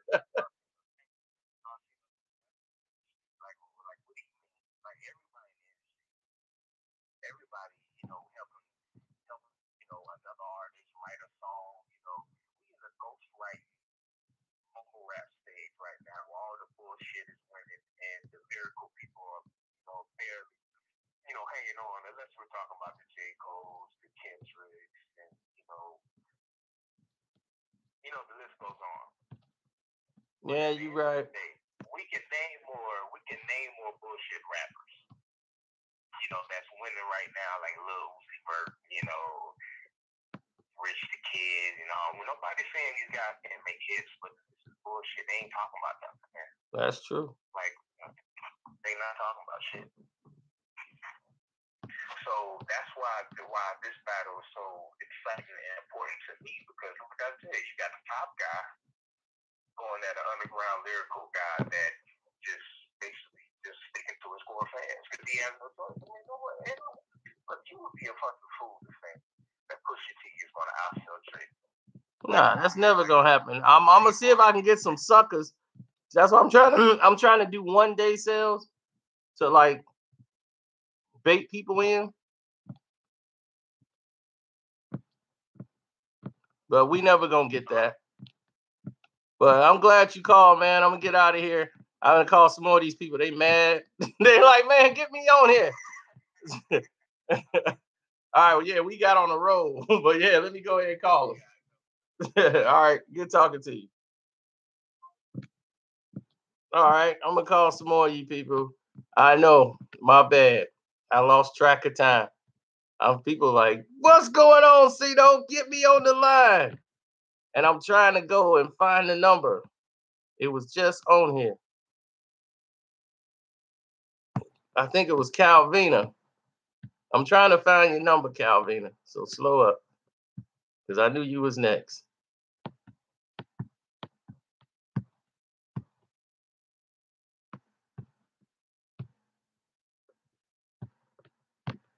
And Gaddafi, I do see you. I told you I saw you. I just got to get the newer people on here because we've been on here like we had like 2-3 days in a row.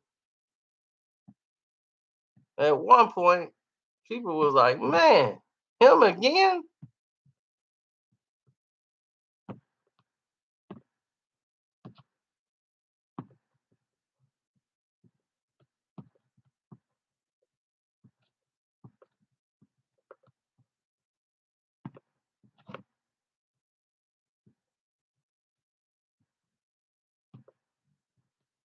I can't even find her number no more. Okay, there you go. I see it now. Man, it took a while to get back here.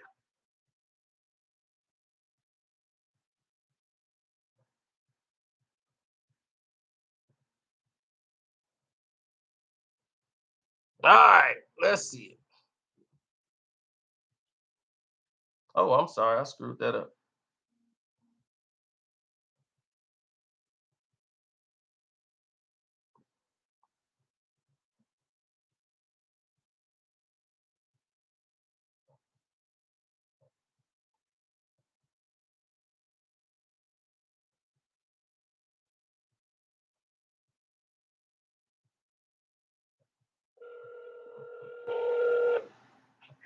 What's going on? What's up, Calvina? You hear me?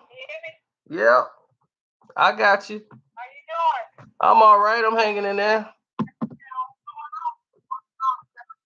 All right. Yeah. Okay. So, what's your take on this Drake How's it and Pusha T thing? Man, listen, they don't know no damn music. They don't know nothing about no rap battle or no music. Alright? And they don't know nothing about no damn ghostwriter. Listen, everybody, their favorite rapper got a ghostwriter, okay? I believe that. Their favorite rapper got a ghostwriter. That's right. That's 100. You know what I'm saying? These dudes, they don't know nothing about rap. That's right. They don't know nothing. You know what I'm saying? You already didn't jump to the top of the line with that one statement. Yeah. And people don't talk about this. Meek Mill, all right? Meek Mill tried to steal Quentin Miller from Drake. Quentin Miller is not Drake's ghostwriter. Yep. Drake has to be at so many places. Okay? He has to be at so many places that he can only be at one place at one time. That's correct. That's where Quentin Miller comes in.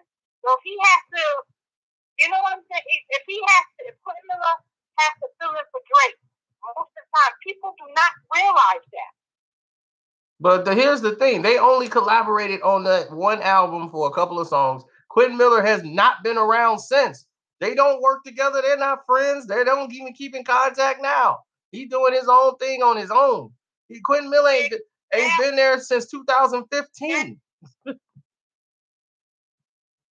So now they blame everybody else he works with. And it's called collaboration. Everybody collaborates. It's crazy. Yeah, Sam. I'm gonna tell you what this is. This is all because Drake is on top. And there's a lot of dudes out there that hate. You can listen to Ice Cube. You hear the hate coming out of him. Yeah. You know what I'm saying? Yep. Because Drake is on top. He's a rapper and a singer, and you just don't like that. They feel that it's sensitive. But on the real tip, they listen to R&B songs. Yep, and they listen to Drake. All of them do. I'm like, y'all listen to him and y'all diss him. I don't be listening to Drake. Yes, you do. They can tell you all the songs he made. I don't listen to Drake. I don't listen to God's Plan. I don't listen to Nice for What. I'll be like, how you know him? How you know him then? Exactly. And that's fucking ass niggas for you right there. Yep. It's all because Drake just broke. He can sing and he get used to it because Drake ain't going nowhere. That's right. They talk about, oh, we killed Drake and all this. He ain't going. Drake is not going anywhere. So all y'all out there that's listening, Drake not going nowhere. And one more thing, Karceno. Yep. I haven't heard anybody mention Pusha T until this rap battle, whatever you will. Yep. Now everybody a Pusha T fan. Exactly. Pusha T has to be out. He knows Drake's on top. Yep. He knows that. He said, let me see what I can do to get my album pushed. Get my album sold. That's all that is. This was Kanye idea. Kanye pushed him to do it. This is Kanye pushing him to do it. Yep. Yeah. They want his spot. That's why they called him in there to work with him. They want his spot. Kanye used to be number one, and he fell off, and he can't get it. And they don't know how Drake holding it down so long. And look at Ice Cube. Ice Cube just hating because his album coming out, and he know ain't nobody gonna buy it. And so he's like, I gotta jump in on this. Ain't nobody gonna buy it. Exactly. You know what I'm saying, Karceno? As soon as Drake's album is released, every fool, not every fool, the fools that's sitting up here dissing him, they gonna buy it too. Yeah, they gonna buy it. Drake is a smart, you know what I'm saying? Drake is a smart businessman. You know, and these people don't, they talk about they know Ghostwriter. Quentin Miller is not Drake's Ghostwriter. Okay? I say that to some who want to say Quentin Miller was doing a job for Drake for whatever where he couldn't show up to write for somebody or whatever the case is. The thing is that Quentin Miller was there only for those songs. He had songs that he had already written, and then Drake was like, I want to use those songs, and they did a reference track, but he credited him as the writer of the songs. So Quentin Miller got paid. He was no ghostwriter. He's credited. It say written by Drake and Quentin Miller. It's both on. It's on the album. I'm like, dude, it's on the record. If you go to the credits, it's in there. If you're a ghostwriter, your name ain't on it. And there's plenty of people that's done that. And they haven't paid him. Quentin Miller still gets a check off that. Yeah, he used to write for Nicki Minaj. Yeah, Lil Wayne. What was it? Nicki Minaj, he gave a song to Alicia Keys. Yep. What song he gave to Alicia Keys? Drake gave a song to Alicia Keys. He wrote for her. I'm ready. Yep, I'm ready. He did Nicki Minaj. Yeah. She Will. She Will is Drake's song. He gave it to Lil Wayne. Yeah. He had his whole vocals to She Will. And he said, I'll take my vocal off. You can get on this. And that was the only hit Wayne had off that record. That record was probably his worst album ever, but She Will was a monster. I was like, She Will was a monster.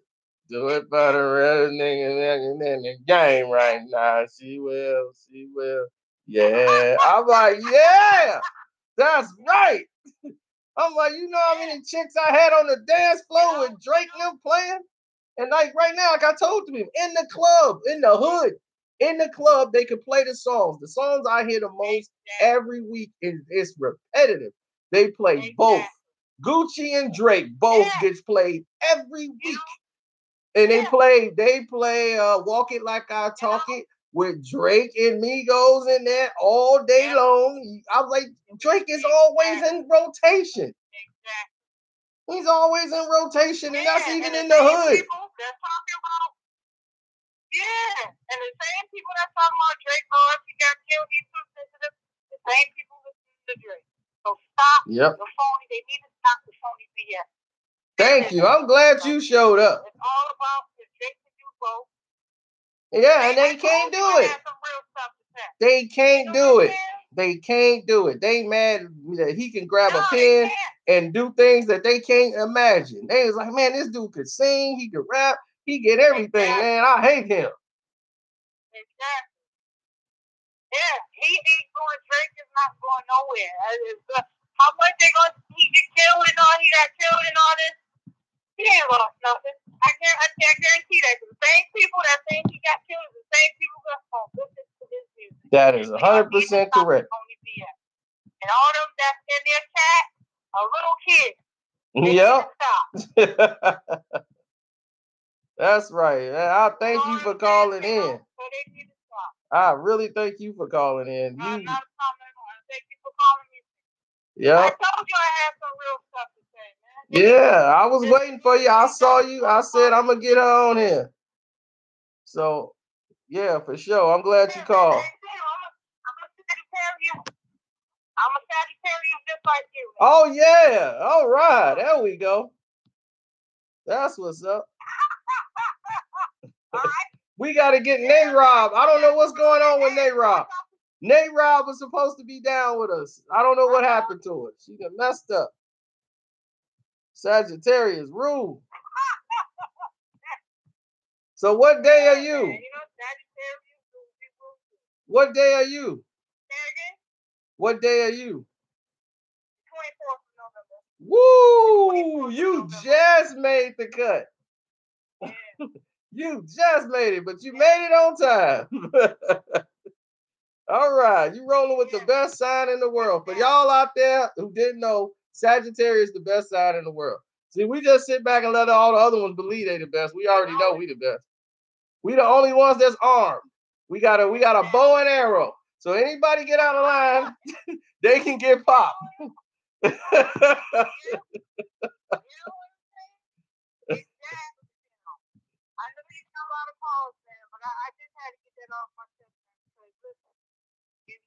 Saying it right about Drake, they don't know nothing. It's all because he is on top. He can do singing and rapping, and people they can't take that. It ain't got nothing to do with that. He's light skinned maybe, but it ain't about him being sensitive. It's all about him singing, and niggas can't handle that. Well, guess what? Drake is not going nowhere, whether they like it or not, or whether they want it or not. So deal with that. All right, that's it. All right, thank you. I appreciate that.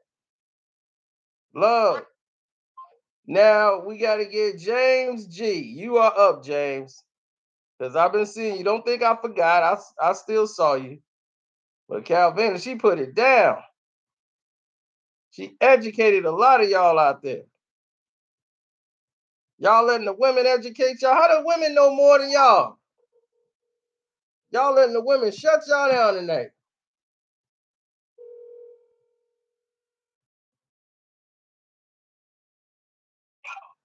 Yo, what's up? James. What's good? Yo, put me up to the mic, nigga.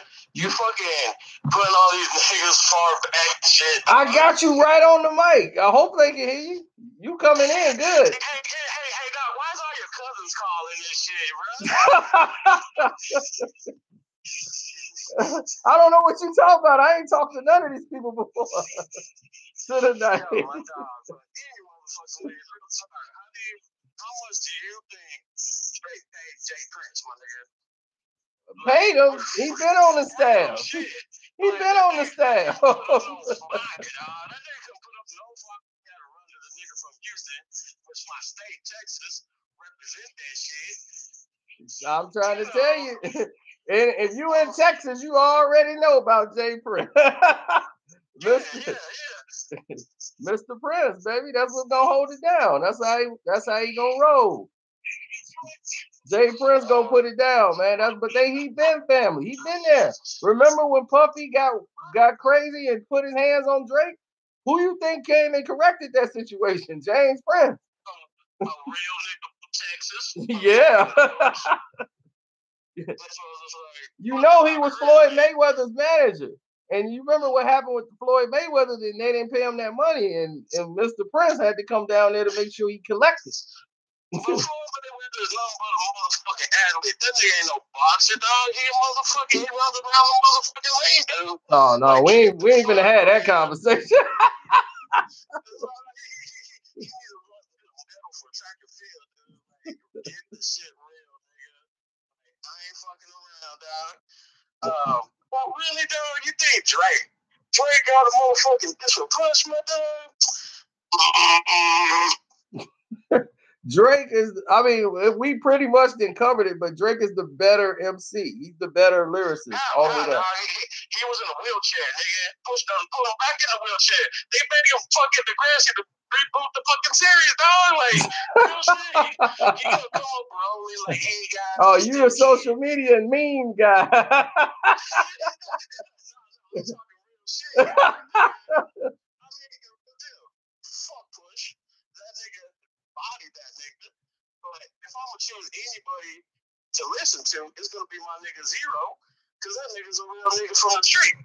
Oh, yeah, he ain't got no shine, but yeah, you gotta say Drake, but there's a Zero because he got the numbers, he got the hoes, he got the bitches, he was Degrassi. So Zero is better than Drake? Is that what you telling me? Zero better than Drake? Zero would fly that nigga up on a freestyle battle. No, I'm talking like 8 Mile type shit. I ain't talking about nigga. Oh, like 8 Mile stuff? Well, we talking about, we talking about Zero. Yeah, well, that's Cypher battle there. We talking about a whole different thing here. We talking about they performing on records. they ain't doing no 8 Mile here. Back to Dumpy, and we going back to motherfucking Eddie. Okay. The beat alone beats the shit out of motherfucking Dumpy. Like, even though it was an OJ beat, from Jay-Z. Right, that's no ID beat. It fits. Put the shit down on that. Okay, well, get this. Like, that's what I'm saying. Like, how can you even say that? Just the beat and into the cover art, into the line by line. Of course, yeah, niggas want to sit. The cover art was genius. To use that cover art was genius. But me. After he spent that shit about his fiance, now let's all be soft because Drake can't handle this shit. I'm like, dog, I have mad respect for Jay Prince, man. I was a nigga. But after he says this shit, well, it's like him clapping at his mama. And you can't do that, dog. I mean, you gotta understand, there's rules. You don't understand. You what you spoke on right now is exactly what they were. This is what Pusha them was pushing for. You speaking from an internet social media perspective. The cover art, everything was great. It's like the cover art was genius, and the cover art was genius. It tied into everything, and when it came down, and then he just went off after that. The only weak shit that Drake said was his wife, and I was so happy when he brought the wife up because that meant he was gonna agree like that nigga's dead. Like, all right, it's all shit's off. Now I get to get at this nigga the way I really want him. And I'm hoping that motherfucking song that say Jay Prince says he has, but he can't release. Yeah, he can't release it. Really gets leaked. Because damn well Push got something already loaded. Stop it. Don't even say anything. See, I see you like all this like the shock value stuff. Right, yeah. You like all the shock value. You ain't in it for the lyrics and nothing like that. You just in it for the shock value. So I can't believe that was on Degrassi. You know what I'm saying? That nigga was a soap opera teen star, bro. Canada. My bad, let me scratch that. Canada, not Canadian, don't exist. But Canada, what hard shit comes from Canada, dog? Hey, shit, all that shit's soft. Dude, Toronto will chop you up like suey. Dude, don't ever believe that. Don't ever believe Canada is soft. Go to Toronto right now. You be running for your life. Dude, they will. Have you seen on TMZ? They didn't gun down like people on it live. They will gun you down in the streets in Toronto. Hell no, Texas ain't soft. Texas is wrong. Drake has a condo out there.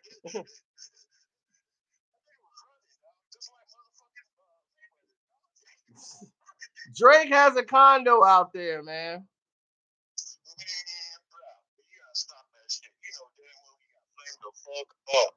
Just admit it, dog. I agree with you, and I'm jumping around here because I'm so excited to talk to your ass because niggas stop faking the funk. And I'm with you with the Bulls and all that bullshit. LeBron ain't worth the fuck. KD, my nigga, because he played at UT. Shit, I've been following that nigga for a minute. But we getting back on that real shit. Hip hop was made for motherfucking real niggas. Nigga, don't even step in the ring if you ain't about to motherfucking bring the shit. And that's one thing he didn't do, homie. Like, real shit. He didn't bring it to him. He brought it to him lyrically with science. This is a rap battle. And that's where he kept it at. He kept it with him and he kept it with Ye. He's like, that's what we gonna do it. And he's like, he only mentioned his name, the white name of the wife, because he rhymed it because he just got engaged. So that's why he just used it as a rhyme. That was it. That's an excuse. That's not an excuse. You asked the reason why. It's not an excuse. He just rapped it. But that does not give you the green light. That does not give you a green light to disrespect a man's mom, his father, and a baby. You know, that's a child. That's a baby. You don't disrespect a man's child. He got caught the middle of the IG story, not even a diss. Like, oh, come on, my dude. Like, dude, stop the bullshit. Drake got handled, bruh. Like, dude, just admit it. Oh, how much is he paying you? Oh, how much did he pay you? I wish he paid me. Hey, Drake, cut the check. OVO Studios, whatever, cut me a check. I need one. Like you said, Jay Prince is all about that money, right? I guarantee you that nigga paid him a check. That nigga cut him a check. Just because he got his team of dopey riders. Well, he's part manager. He's one of the managers or advisors. Like Dak Prescott against the Eagles, they tried to come back, but they couldn't. That's why I was like, it ain't gonna happen, bro. Like, that's what I'm saying. I'm hoping to goodness Drake does leak that shit, which is non-existent because that track doesn't exist. But if it does, it's gonna be great. Snip, snip, snip. You know what it is. Man, it wouldn't be great. It would be very bad for pushing them. Very bad for him. Yo, what kind of Molly are you on, dog? They got some good shit out. It'd be very bad for them because Pusha be packing his bags, leaving his girl. He'd be living Virginia Williams and be trying to get the doggone ring back. So ain't no need of them even going there. Hey, like they said, man, they got the doggone info on her, and that's it. Well, I'm still waiting. So my nigga, I ain't gonna hold my breath because I'm gonna die at that shit. I mean, because this shit's gonna come out anytime soon. Because Daddy Prince told him not to. That's right, Mr. Prince put an end to it. Shut up, Aubrey. We gonna make the grassy, nigga. We bring back the grassy. You gonna live out in Canada, nigga. Stop. Come on, bro. Stop it, dog. Stop the shit, nigga. Stop it, homie. All right, man. But I'm gonna let you go. I'm gonna get to some other calls. But thanks, man, for hitting me up. Hey, thank you for hitting me up, nigga. Shit. Fuck it. Anytime you want some real deal shit, nigga, hit me up, dog. All right, for sure. All right, James. That's James, y'all. He came in and decided he was gonna put it down and get to hit y'all with some real. Now he's a social media guy. He loved everything he brought up was a lot of stuff from social media.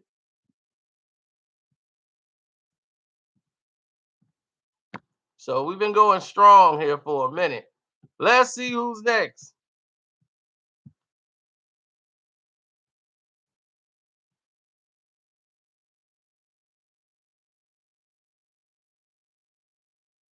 Okay, who is this, baby?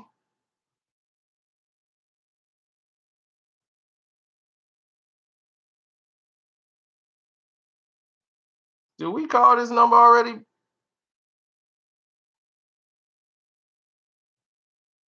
I don't think we did.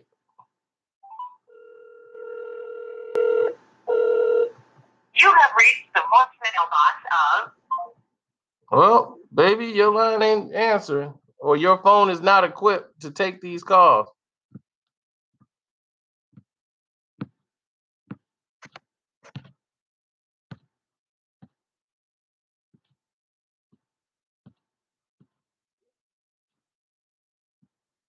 Somebody said he didn't diss the baby. Yeah, you did.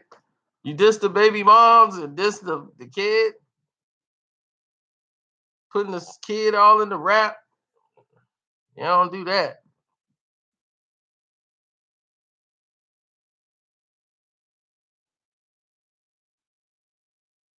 You don't do that at all, fam.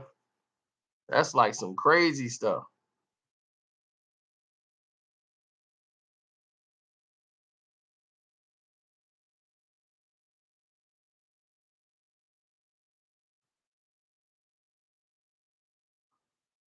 Man, we didn't talk my battery down.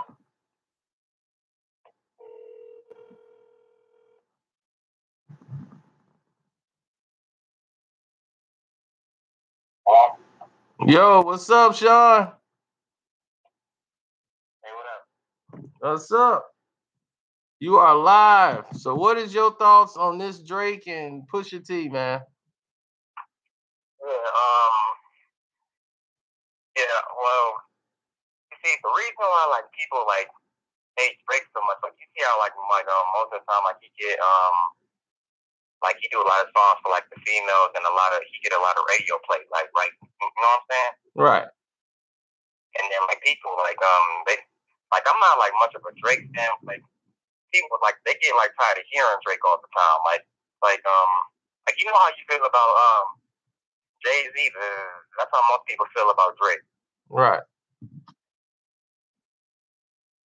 And I forgot what I was trying to say. Well, you know, they pretty much hate Drake because he's on top. Like I told people earlier about MC Hammer. MC Hammer ain't never did nothing to nobody. But they hated MC Hammer guts. Called him a sellout. Why? Because he was on top and he was dancing. And he was doing all this, had a band out there. Now, you know, if you number one, and you doing all that, people gonna expect you to do that stuff. So that's why they start hating, because they can't do that stuff. So they got to make it look lame to everybody else so people can hate it. They're going to be like, look, that was lame. No, you got to get with the real. You got to get with me. So that's how they got to do it. That's why Ice Cube came out. He was hating on MC Hammer, calling him a sellout. Be true to the game. Like MC Hammer, I'm like, dog, he doing stuff in the community, and MC Hammer was more street than all of them. I'm like, Ice Cube, what is you talking about? You hung out with more white people than MC Hammer. MC Hammer brother was a straight Crip, a real Crip.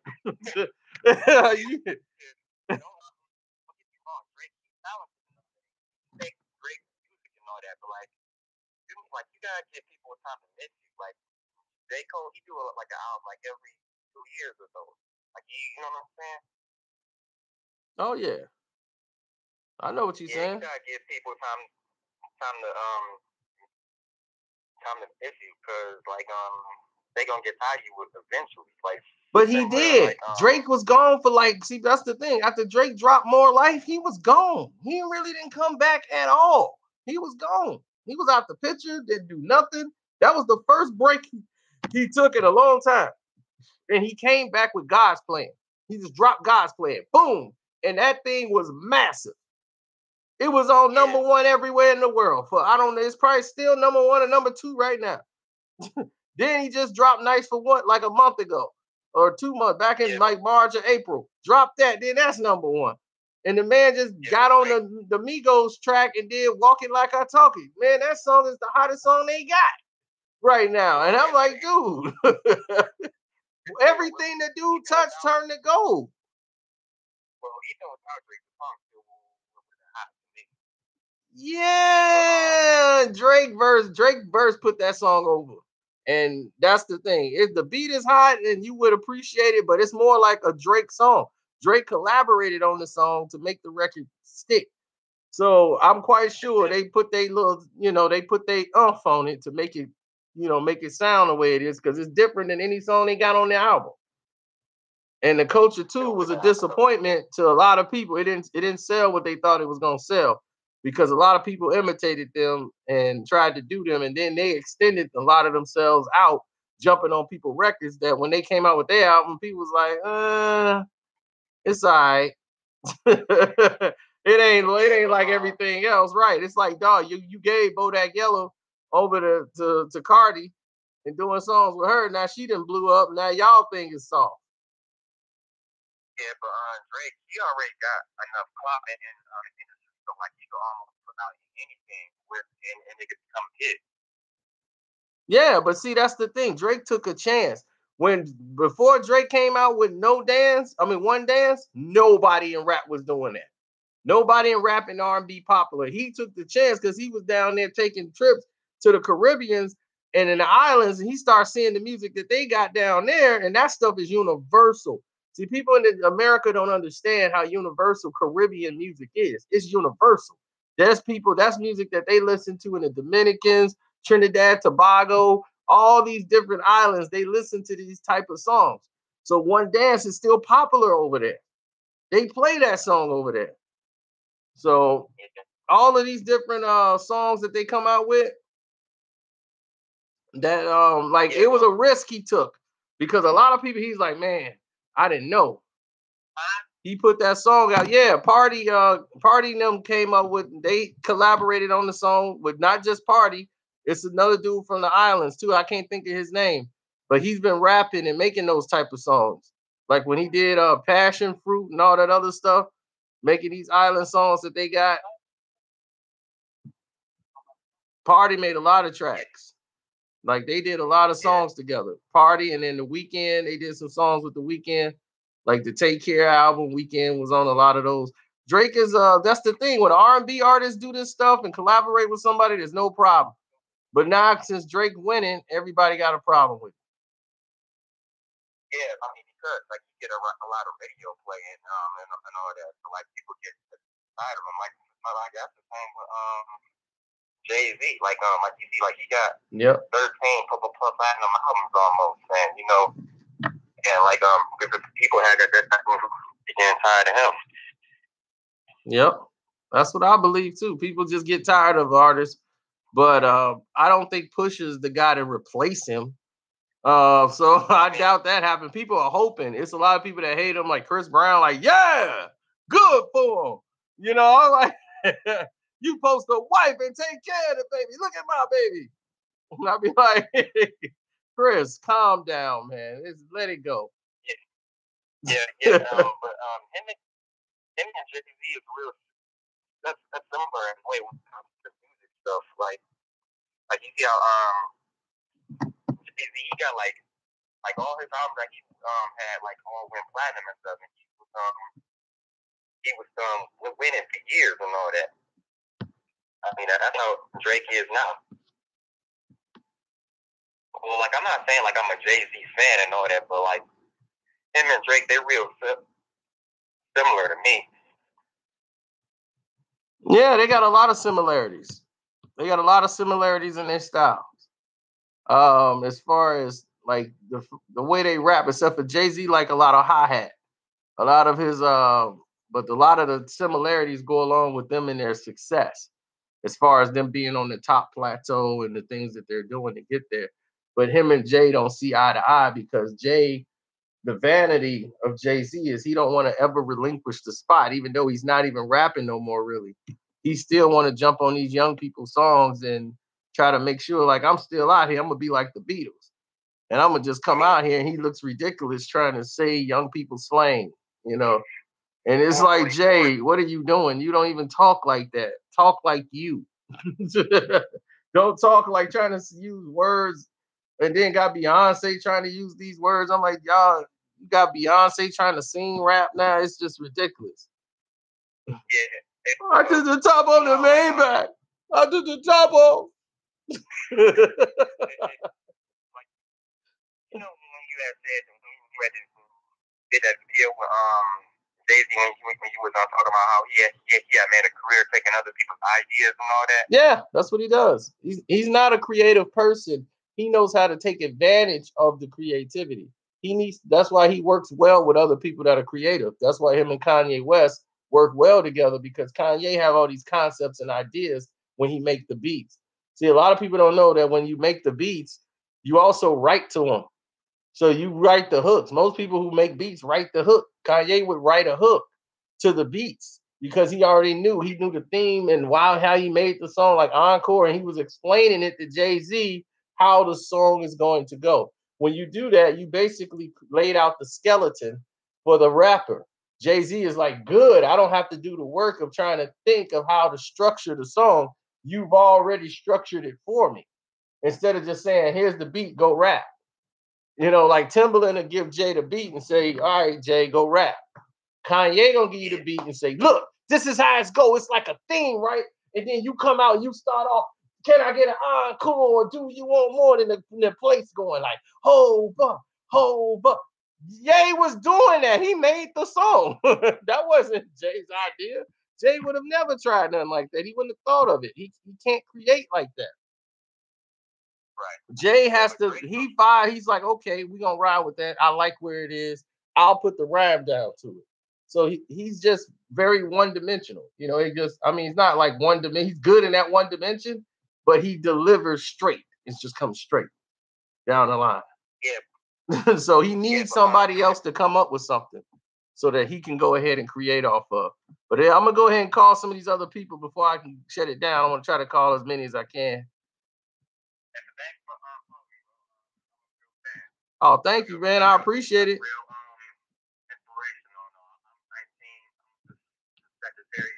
All right, 19 Sagittarius. We are ruling today. What is going on? We got that energy.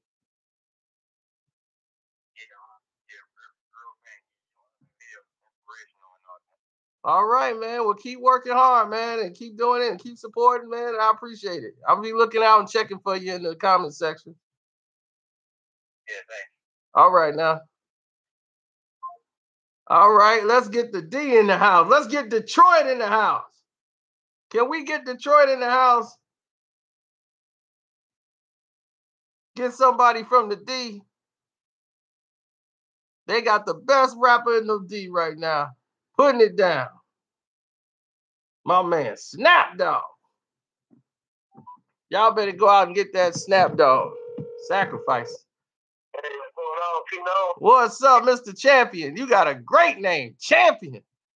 How can you not win with a name like that? Hey, I'm just trying to be good, man. I'm just trying to be good. I love the way you talk about Isaiah Thomas. That's right, because you know. You know, like I know. Everybody from the D know because they didn't seen it. They was like, man, this dude here is the truth. The truth. And they, you right, this blackboard. Jordan got this. Yeah, they did. I think Magic should have took up for him. Magic, that's why they did that face-to-face, because Magic normally apologized behind closed doors. Magic was always a snake in the grass. And he was always two-faced. It was one face you saw with Magic and another one you didn't. That's why Isaiah was always hurt by that. And that's when they did the one-on-one. He apologized him for everything. Like, man, I'm sorry, man. It was all me. You know, he did it live on TV. Like, man, I'm gonna do it on TV for you, man. I'm gonna go because this was all me. I'm like, man, and he thought because I'm like, dog, that was his real friend. You know, I'm like, dog, we boys. You know what I'm saying? Like, we real homeboys, and for you to stab me in the back like that, he got stabbed in the back by Chuck Daly. Chuck Daly stabbed him in the back. That's why Chuck was removed. Chuck Daly he never coached another game for Detroit. He was gone right after that. He was not coming back to the Pistons. You out of here. Once he made that decision to coach that dream team, and they didn't have Isaiah on that team, he was out. He was not going to coach the Detroit Pistons no more. I didn't even get to make that video yet. I was going to make it and inform the rest of the world. But that's what happened to Chuck Daly. People didn't even know Chuck got out of there. They got him out because him and Isaiah at that time was feuding very heavily over that situation. And that was a good video on that. I never knew all that stuff was going on at that time. I was born in 81. Oh, okay. I started watching 89 and 90. My mama had me watching it when it gets the Blazers. I just started loving Isaiah. You know, when he had commercials, the Edison commercials. Oh, yeah. And see, people don't know they built Detroit up. Detroit was never looked at as a dynasty or nothing. The NBA never chose Detroit Pistons to be no leader of their team or they NBA and they league. They want the Celtics and Lakers They want Michael Jordan and all that stuff, man. That Pistons said, forget that. Y'all got us. And y'all, they gonna have to beat us. And they wasn't good enough. That's the greatest team ever assembled. And everybody be like, how they the greatest? I'm like, I'll tell you why. We got a 30 for 30. How many teams got a 30 for 30 already? I'm like, they got a 30 for 30 on the bad boy Pistons. We shaped the whole league. The whole league. It's like the 5-5 deal. That's right. 5-5. I'm like, they didn't even win the championships and was the most popular team in basketball. I'm like, yeah, everybody still talk about the 5-5. And they didn't even win it. That's right. Work hard up there. But for far as in that Drake situation, I don't know why Drake don't want to. I know he's that bars. He can't kill Pusha T's career if he wants to. But I don't understand. Like he up there. He getting up there with Jay-Z. It's just like Lil Wayne on the top. You know, everybody gonna try to come for your head when you on top. You know what I'm saying? Yep. It's like I don't understand why Drake. I guess he's gonna do a pull of Jay-Z move. He probably not gonna respond after what he just said. Well, the thing is, it's over now, you know, because here's the thing. Drake is at a point where he can't say and he can't do the things that Pusha could do because Pusha don't have nothing to lose. Drake got sponsorships. Drake got all these things. He can't be talking about people, mama and baby moms and wives. He can't get in the gutter like that. He want to, but James Prince ain't gonna let that go down. Jay Prince ain't gonna let that go down because that affects Jay Prince's money. He's the advisor. He gonna advise against it, and he gonna put an end to this because he's like, he don't like that no way. See, he's from Texas, and down there it's a whole different thing when it comes to respect. He's an older guy. You don't talk about nobody mama and daddy. You don't talk about no mama, no daddy, no baby. No, that stuff ain't going. That ain't flying. That ain't flying nowhere. That's ramifications. You can't be doing that. Now, I had watched on YouTube about LeBron and Kobe. Now, they said Kobe missed a lot of shots. I mean, I respect Kobe game. You know what I'm saying? I used to hate him like I hated like Jordan, and then I learned to love him. But LeBron, one thing I say good about him, he never had a good coach. You know, he never had a good coach. He had bad players. You know, I think he wasted all his years with Cleveland, even though they drafted him. But I just feel like he not the best player. He wasn't the all-around best player that we know of. Jordan did have help. He always had good teams. He had Bill Jackson.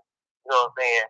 I think. Do you think if LeBron would have had a good coach, how many rings do you think he could have won? Here's the thing. LeBron James. I'll do the comparison with Kobe and I'll end that in one sentence. LeBron James shot 22% when guarded by Kobe Bryant. Kobe Bryant shot 54% guarded by LeBron James on each other. That's it. That'll end that. Now we'll move forward with what you were saying. If he had a good coach, would he have won an NBA title? The answer is absolutely not. LeBron James can't play with a good coach. That's why he chose to eliminate anybody who had a coach away from him. He could have had a professional coach in the NBA, but he knows a professional coach is not what he needs. He needs a first-year coach so he can be the coach. So he could tell them what to do. He brought Ty Lue over to the team. He got rid of y'all, of course. He got Paul Silas and all those guys out of there. And they had Paul Silas. They had all these guys there who had experience. LeBron just wanted to get him out of the way so he can go ahead and run the offense to what he want to do and make the NBA how he wants to make it. That's why all these rules are for LeBron James. That's why we got 3 and 4 days of rest. Who needs rest? LeBron James. That's why we got to wait 3-4 days before we watch another NBA Finals game. It's going to be 3 games played in 1 week. That's ridiculous. Yeah, because he tired. Right, exactly. So how you going to compare yourself to Jordan? And you can't even play a full game of basketball. Oh, like, man, you can't. You 32. Jordan was killing and crushing on both ends of the court. You wasn't doing anything. Ain't no reason for you to be tired. But he couldn't play for no. Yep. That's why he had to get out of Miami. Because Pat Riley was running the team. Eric Spoelstra was on the floor, but Pat Riley was running the team, and he wouldn't give LeBron none of the special privileges LeBron wanted. And that's the same thing Shaq wouldn't get. He didn't do Shaq in the same thing. Shaq, he don't play that. Pat Riley don't play that. And that's how Pat Riley told Jermaine O'Neal about headbands. The Browns complained about that. That's why you saw winning them headbands, man. Yep. He kept complaining about that. Yep. Jermaine O'Neal, he said, we can't wear headbands here. He got complaining about that. Pat Riley had rules in there, and LeBron didn't like that. Nope. And he was like, man, you gonna tell me how many of my friends could come to the game? I'm LeBron James, and you can't give me no more tickets? Nope. Everybody get this amount of tickets. He was right, because LeBron is running the league. Now, remember they used to show his mom on TV? They don't be showing on TV no more since that David West did. Nope. That West situation, they don't show it no more. No, they don't show his mama no more. And he made sure they don't show his mama no more. She be at the game, and they do not put the camera on her at all. And then I got the last question to ask you. Do you think the NBA is rigged? Of course it's rigged. How do you think I could just predict this thing every year and be right all these years? People forget I told them that the Golden State Warriors, I said they were going to do this 3 times. And I said Boston was going to be here. I predicted the Eastern and Western Conference Finals before the season even started. And then I said Boston was going to be in here. And they would have had Kyrie Irving not been hurt. They would have had Boston in the finals. Next year, Boston will be in the finals. Guarantee it. If Kyrie's not hurt, Boston will be in the NBA Finals from the East.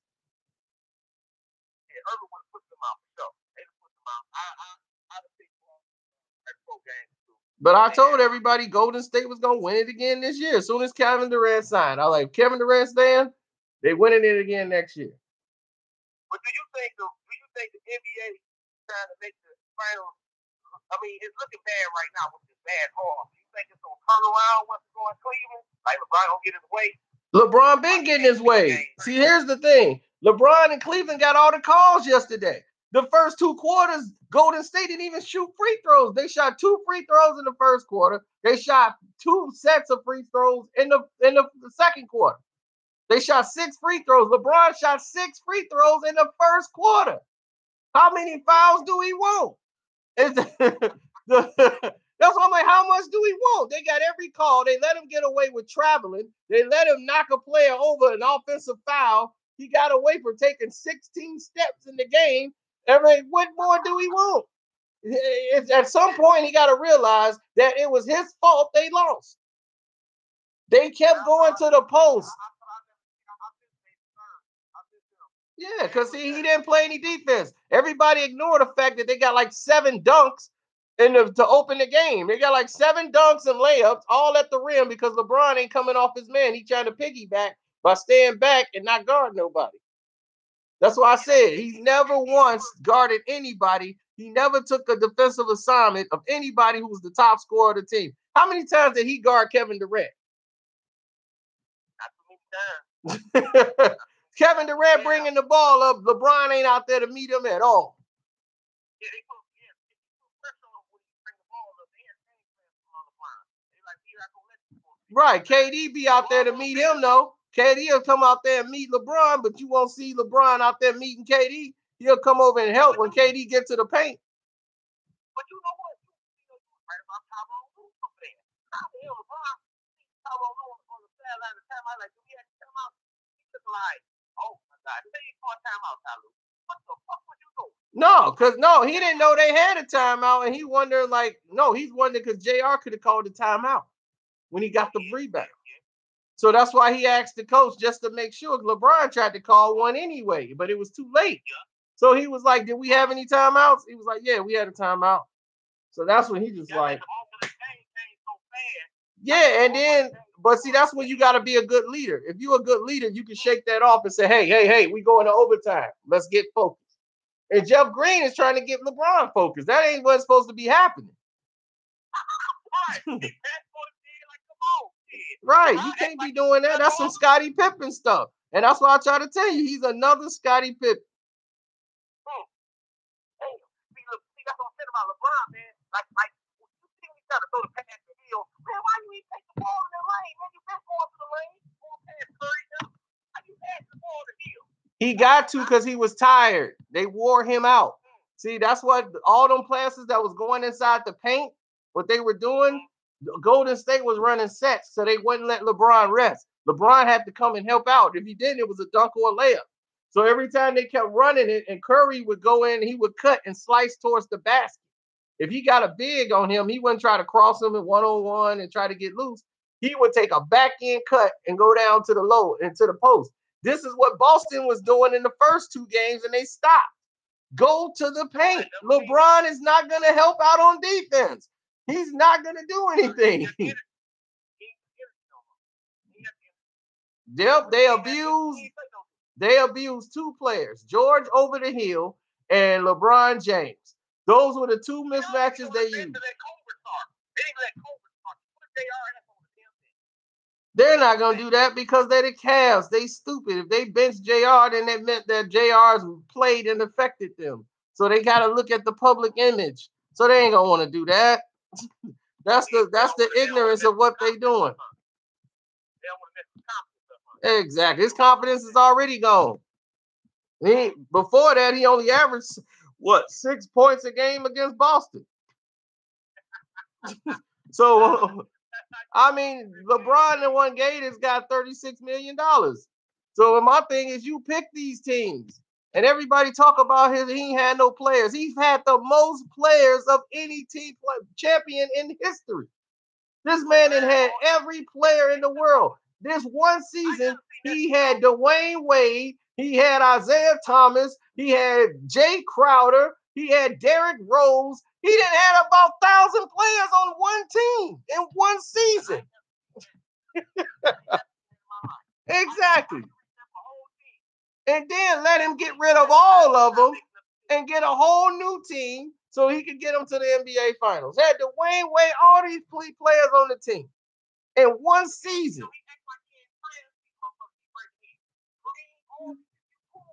That's who you bringing in. Exactly. Some of you not cool with it, some of you is. Don't act like you ain't picking these players who you want to play with you. See what I'm saying? Yep. But all right, let me get back to the line, man. I'm gonna call some more of these people. But yeah, we agree, man. I thank you, man, for being available. All right now. Yo, we tried to call you, baby guy, but you didn't answer the phone.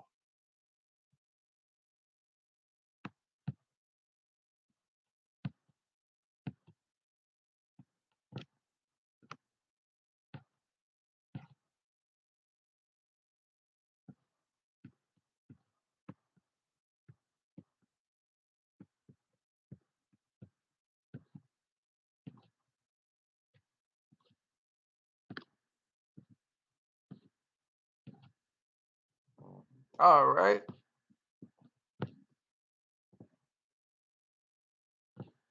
Let's see what we got here now. What do we have here now? I feel like Pop.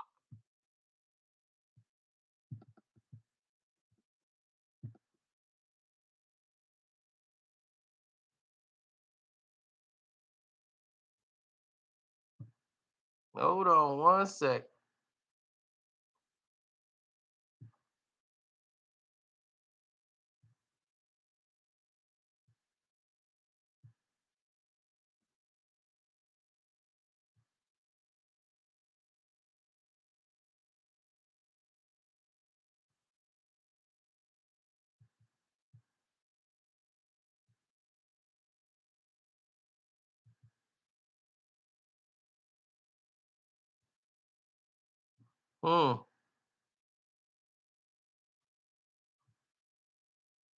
Is that my man Chris?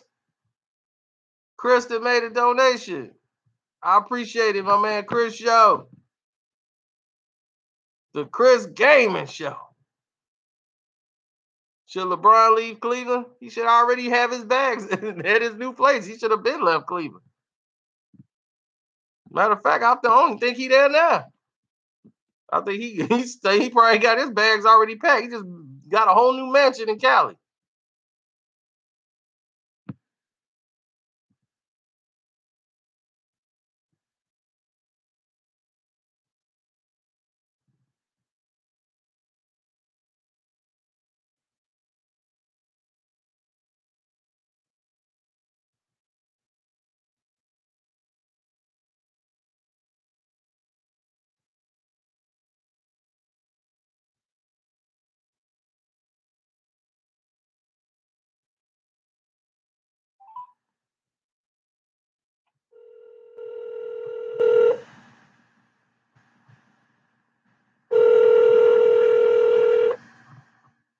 I wish you was available. We called you, dude.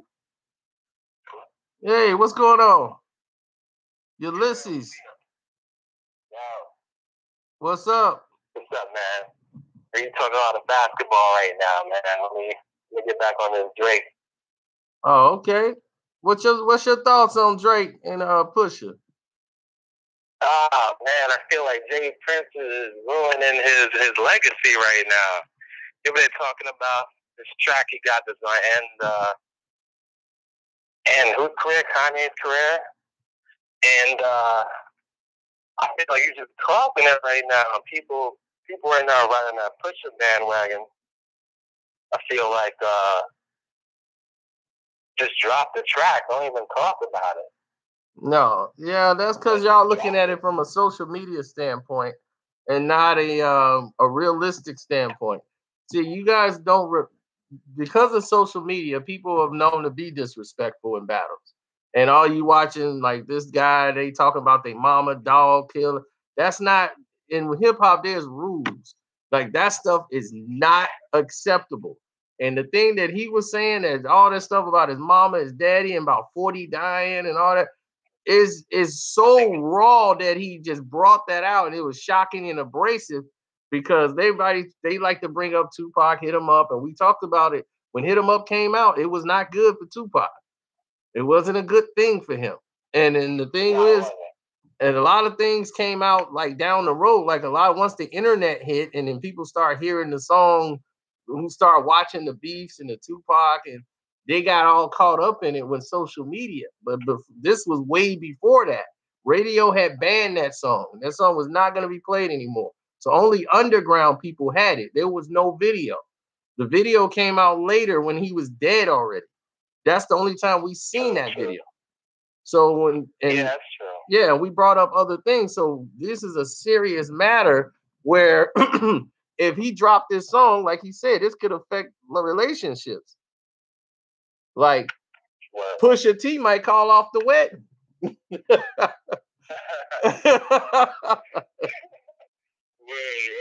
Now, I mean, listen, how you feel when he dropped Scorpion and Drake, how he dropped that chick? You gonna take it seriously, or you gonna be like, nah, man, not until you finish pushing. You can't drop this album.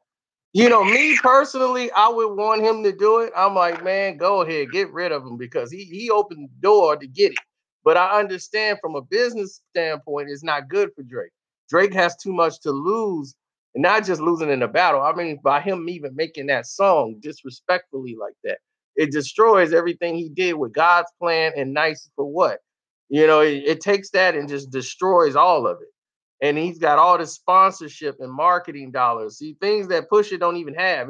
If somebody's already in the dirt, you don't let them drag you to the dirt. They already in the dirt. So it's for them, man, they can do and say what they want. For Drake, he can't do that. He can't go to that level. So it's like, true, okay, don't even get in there. We don't know if he's gonna go to that level. We don't know. No, he's not gonna go to that level. He can't. I mean, that's the thing. He can't. And that's why James Prince, I'm like, he's an advisor. That affects his money if Drake starts losing money. And then people be like, why you didn't advise Drake not to do that? He would be wrong. So he did the right thing. He called up Kanye and said, hey, man, y'all, lines was crossed. This thing is over. And that's why you think Kanye went straight to Twitter. I knew what happened because I know that's the man that makes it happen. You want something done, you get Mr. Prince on it, it's gonna get done. But I had to admit earlier myself that Drake probably took an L, and I'm riding with Drake all the way. I feel like he took an L. That shit hurts, man. Well, it hurts because I know y'all are caught up in the fandom of it without looking at the ramifications of what happened with stuff like that. I mean, this dude talked about 40 who's dying. This dude talking about the man's mother and father, his kid, if that's his kid. If somebody talk about your kid like that, that's just, see, people don't look at it like that. They're looking at it as the entertainment part. There's a lot of moving parts here because, this might not be Drake's kid. And then it's like you tried to sabotage him, but the whole use of the picture and the photo was genius. I knew about the photo already, and I informed people what it was for. The moment it came out, because I've seen it before. Some Toronto rappers tried to use it on Drake before. So Drake's completely aware of it.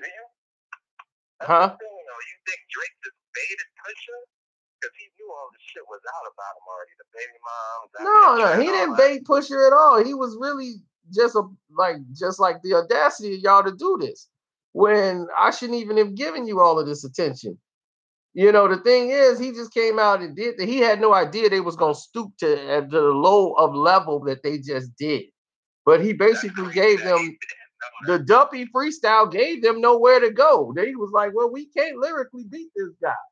So we gotta get dirty because that freestyle is epic. Drake putting that Duppy freestyle out, it is flawless. And I was like, I don't know how people have a problem with this freestyle. This freestyle is flawless. If they listen to it, they did have a problem with it before he dropped the story of whatever. They didn't have a problem, but he just exposed him so much that he just made social media heaven.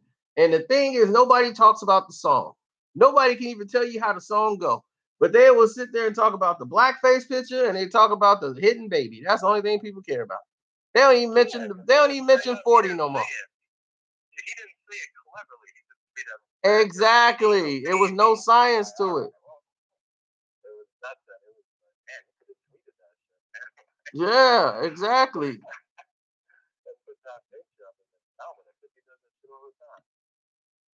Yep, but see, that's how it is, man. It's like now on social media, the guidelines have changed to where people can just be disrespectful to each other.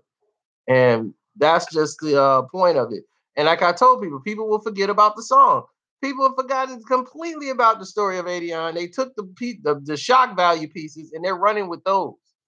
And they're calling that the battle. They were like, oh, Drake got a hidden baby. It's something to talk about that can go on the gossip tea sites. So they're going to be talking about, dude, Drake got a baby, girl. And who's the mama? And see, they talking about that stuff. Nobody's talking about your album. Nobody's talking about your songs. Exactly, except though he performed it at the Dome. Yeah, that whole chant. That's Drake chant. That's gonna hurt him a little bit too. Yep, and the thing is now it's over. Pusha can't talk about Drake no more. It's over for him. And he's mad because now in the middle of this, while he was doing his whole site, he was promoting the whole beef. Now he can't even mention Drake's name because if he do, he will have to answer to Mr. Prince. So I guarantee you, people out there telling him, man, they're right now on his social media, they're telling him he's trying to promote his album and talk about his album. They was like, man, why James Prince is out here doing this to you? So he's disturbed that Kanye went out there and did it and relinquished that information without even having a conversation with him first. He didn't even talk to Push. He just went ahead and put it on his Twitter. He's like, man, let me know something. He's like, fans are telling him. Fans is telling Push, like, man, Drake just, like the beef is over. Kanye waved a flag. And I'm like, dog, Kanye and them quit. They want out. I'm like, James Prince waved it off. Drake was ready to go. Drake was like, I was ready to go. James Prince said, nah. And Kanye was like, all right, we wave the flag then. It's over. Yeah, they didn't even give you a full chance to respond back, though. I mean, he might say something on Scorpion, make it, not put any names to it, but he'll make something clever. But he's a science rapper. He can't be. I mean, look, we all know what the song was going to be. He was going to go in on Kim Kardashian's being a porn star. I mean, right. We know that. I already know where the song going. And I know the Virginia Williams thing. He going to attack Virginia Williams. I know what's going on. She got a pass and Pusha can't hide it. Everyone has to. Yeah, they might have taken it out. And that's the thing and that's the thing.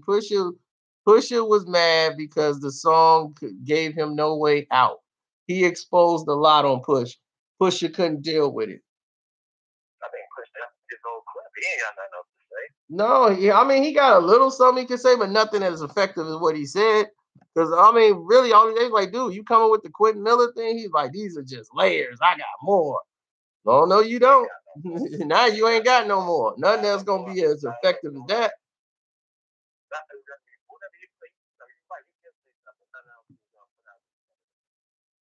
That's why it took him 10 years to propose. He know he's like, look, I gotta wait till your past get old. That's what he ain't trust her. I'm like, 10 years for you to get engaged and say, all right, let's get married. What's crazy is y'all trying to get Drake out of here, but he's doing that. Pusha gonna come out in another 5 years. What we gonna have in between? Exactly. Will Pusha be around next year, or is he gonna go back in the hole? Oh,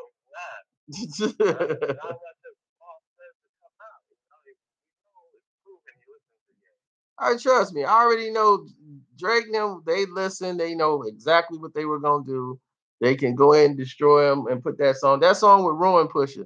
If he put that song out talking about Virginia Williams and all her concert days and what she used to do,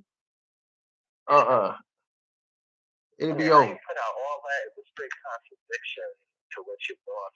Exactly. If you do that, you can't talk about nice for what. You can't. How you gonna do that song, perform that song, and then do nice for what after that? You can't. You can't. You can't. So remind me. Remember that shit Ja Rule said about Haley? Exactly. Look what happened to Ja Rule. Ja Rule was out there on the streets. So believe me, there's ramifications. There's ramifications for everything out there. Right. He'd have took that ring back to Jared's. If Drake would have dropped that song, Pusha would have been taking that ring back to Jared's. He'd been like, look, I'm going back to Jared. We've been I still got the receipt. I knew something was up. Kanye, he ain't going nowhere, but Kim would have been like, it'd have been very uncomfortable in there. I mean, but for them, it's like that's the usual for them. So, right, they wouldn't going nowhere. That's like the usual with those. So ain't nothing they can surprise them. But for Push, yeah, for Push, they would have went a whole nother way. No, we all unanimous that Daytona was better than Kanye's album. Oh, of course. I mean, Daytona is way better than Kanye crap. Yeah. I reviewed his album. I gave it like 3.5 stars. It's the only thing is that it's just 20 minutes. It's only 7 songs. So I'm like, dog, you gave us 7 songs. I mean, it's a solid effort, real solid all the way around, but still, it's 7 songs. I mean, for Kanye, he did 35 songs. I'm gonna give him that. He produced all that shit. I mean, no, that's the thing. He didn't produce all of it. He produced some of it. It's like 3 songs he really didn't do. He worked with another guy who did it, like the Santeria. That song there, that's fire. That's another guy. He did 2 songs on that album. Yeah. Yeah, Santeria is fire. And the games people play. That's the one they did in Utah where they had to split the bill because they didn't have no money. They spent all that money down there in Utah.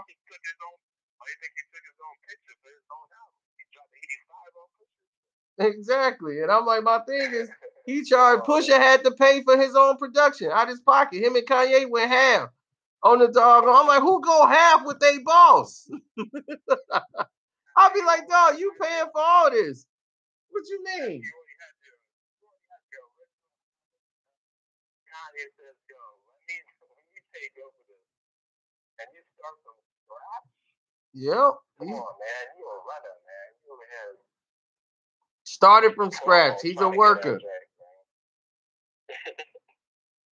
Look, I like the album, man. But you gotta admit, you out of your lane fucking with the top rapper in the industry right now. Yep. Well, all right, man. I'm gonna let you roll. I'm gonna get somebody on here before I get off, man. We've been going almost 3 hours. All right. I'll holler at you. Okay, we're gonna do one more call, man. We tried to get you on, Mr. Baby. Yo, I tried to get you on. You didn't answer your phone. Your phone might not answer restricted calls. I go straight to voicemail every time I call you, dude. Believe me, I tried to call you. Now I'm trying to find Nicholas. If I find you, Nick, I can get you on.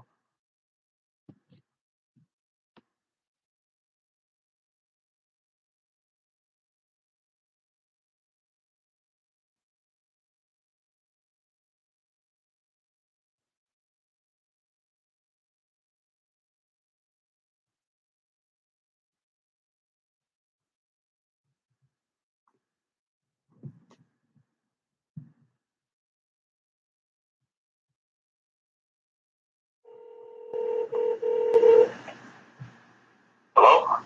Nick, what's going on? Oh, man. I thought you was never going to call me, man. I did. I was just going down the list. I just had to wait. You know, I was going down the list. I was like, we got Mr. Jacobs on. Hey, man, I'm not going to be going up real quick, man. I just want to thank you for everything you've been doing on YouTube, man. All the information that you've been putting up for basketball and everything. Like, I'm young, dude. I'm like junior year of high school, man. Oh, okay. Thank you, man. Everything you've been saying about, the videos that you've been putting up about Isaiah Thomas and stuff, like, I never knew all this stuff, man. Oh, okay. That's what's up. I appreciate it. And, oh, you from the Shy, too. You on the 773. Yeah, I go to Morgan Park, dude. Oh, okay. Morgan Park. Yeah. Oh, wow. I did a hood story about Morgan Park. Yeah, man. You did? Yeah, I did. Because, Morgan Park, Morgan Park stay in it with Julian. That's if you go to Morgan Park, right. Yeah. You already in it with Julian. Yeah, exactly. But Julian is the closest to you. So that's down the street. So all the Julian dudes, they all want to date Morgan Park girls. So and they got all the frat guys. Now, all the people in Morgan Park, like they're like upper class. Like, look, that's trash down in Julian. We don't deal with the trash.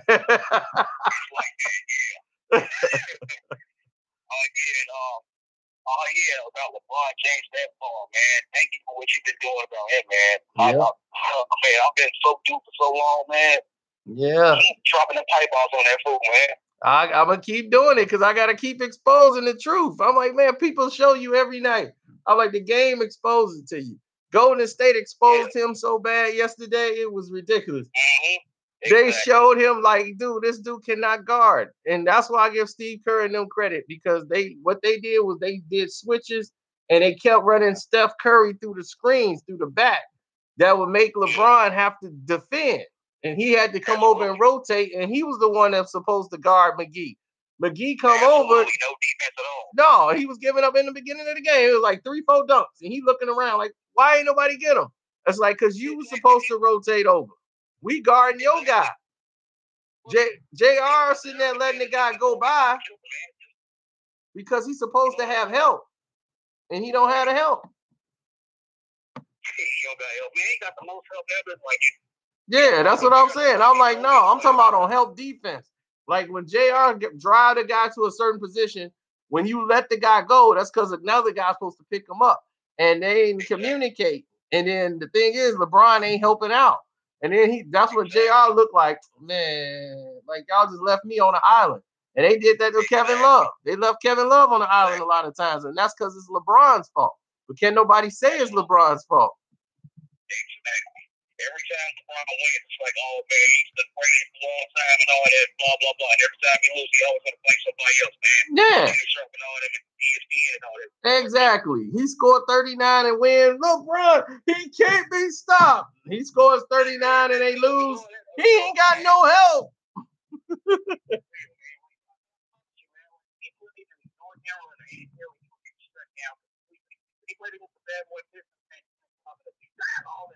Oh yeah, he wouldn't know what to do with Dennis Rodman. He'd be so pissed off with Rodman.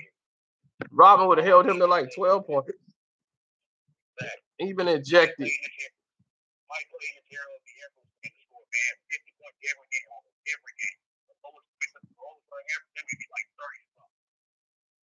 That's right. Yeah, man. Oh yeah, bro. Hey, thank you very much, man, for everything, man. Keep what you're doing, man. That was all the things to get this basketball thing. Keep going. All right, man. I appreciate it, man. I'm gonna try to get this guy on the line one last time. I've been calling him twice. He's like, man, dude, I got some smoke for you. I'm like, dude, I'm trying to call you. You ain't answering your phone.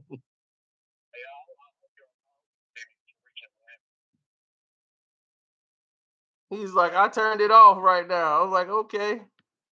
What he was saying, he was at a meeting or something. Okay, I'm finna call him right now. All right, baby, we finna get you on right line. All right, Nicholas. Cool, bro. Thanks. So that was Nick calling in. Well, basically allowing me to call him. All right, here we go. We finna get you on right now.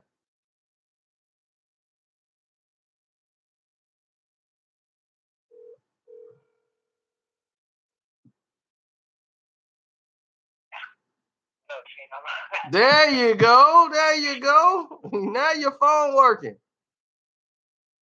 Look, all you did was call right back. I switched it right as you was like, it ain't working. But nah, look, okay. Okay. Let me tell you why Pusha T won. Okay, why Pusha T won? First of all, let's address W. Okay. When it dropped, I said Drake killed Pusha T. I looked up at my brother. I said, "Did you hear that, W?" He was like, "Yeah." I was like, "He chopped him up. He shredded him." So that's why I wanted to get on the phone with you. Okay. I meet the same sentiment you have with W. Yep. The bars were structured like old school style, nice, plain, clean. You know, it was all, he put bars in. He actually used punchlines. You know what I'm saying? Yeah. Which people don't use today. That's correct. You know, reference with the whole, Father stretched my hands, the 30 I pop style for 30 hours and he had to get it from me. That shit was hard. He had a whole lot of bars in there, but they weren't really like disrespectful. They didn't really like make anybody go like, all right, well, you got him. We just was like, oh, you can rap. Uh-huh. All you did was just remind us that you deserve to be on a mic, but you didn't really bury him. You just showed him that you deserve to even go at him. You didn't kill him. You know what I'm saying? And a lot of those bars went towards Kanye. It was talking about Denim and Steve and Virgil and all that. Like, saying stuff like, oh, you only top 5 as far as your label talent go. Like, okay, that's your opinion, but okay, it don't really sting that much. You're going to say, I'm like, okay, I get that. Let me move this shit from here in the echo. Besides that, here's why. Because I know you say Duppy is like the better, he got the bars, it's better than Mighty Don, but it's not. It's not, because here's the double-edged sword here. Okay. It's biting Drake in the butt. You keep saying, oh, well, Drake won because he had the better bars, but that's not Drake's game to play. You know what I'm saying? His game to play is the win over the crowd. He has the crowd behind his back. Pusha T actually did blindside him because he was like, I ain't even going to fight you there. I'm not going to fight your battle. I'm going to fight you and take it over here. So he took it somewhere Drake couldn't play that. That's how he won. He won by default. He said, look, I got this dirt, I got that dirt, I got that dirt. You was waiting on me to outbar you, and I'm not even going to play that game with you. See, the fans don't even care about bars. That's why it's a double-edged sword, because nowadays they don't even care about bars anymore. He brought Drake to a realm. Exactly. He brought Drake to a realm where Drake was like, oh, I got to prove my bar game. But as soon as he thought he dropped his bars, he dropped that gossip shit. He dropped that peanut gallery shit, the shit that people are going to be talking about for weeks, for months.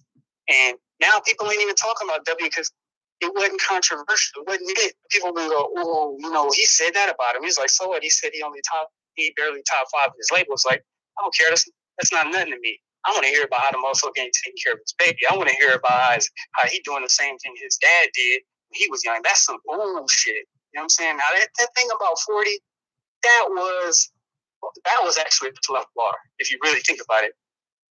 the curses with the churches and all that. That wasn't a fluff bar. I can go into why that wasn't a fluff bar, but that 40 bar, that was fluff. I want you to go into why that wasn't a fluff. That's what I. Please tell me why that's not a fluff. Here's why. I'm looking at the genius right now. Hold on. He says, how dare you put Ye in my verses? I'm selfish. I want all of the curses. Meaning, like, everything you got that's going to be bad, or anything you saying you're going to be good, or you're using it to really kill somebody, throw it all at me, because I can take it. I don't want you to spread it thin so you can play it off with it. Like, oh, well, it was only because, the same thing they do for Jay-Z when they say, oh, well, his track was off 3 people. If he did it off of 1 person, it'd have been harder. He was like, nah, I'm selfish. I want all of the curses. I want all the smoke. He said, I'm pre-booking the churches. Me verse 3 hearses. We know who those 3 hearses are for.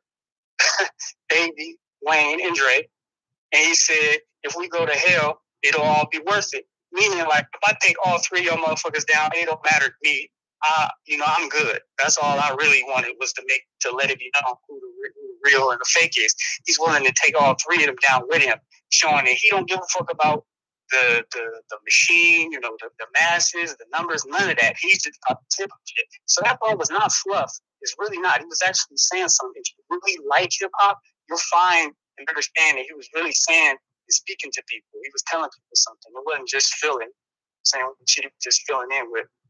But again, like I said, him using bars, Drake trying to do that bar game, out bar Pusha T, it backfired because Pusha T was okay. Now, all those bars you just mentioned, I fell asleep when you was mentioning them. That's how boring those bars were that he just put out there.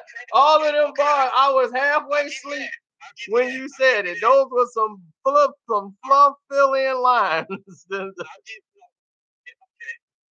you that.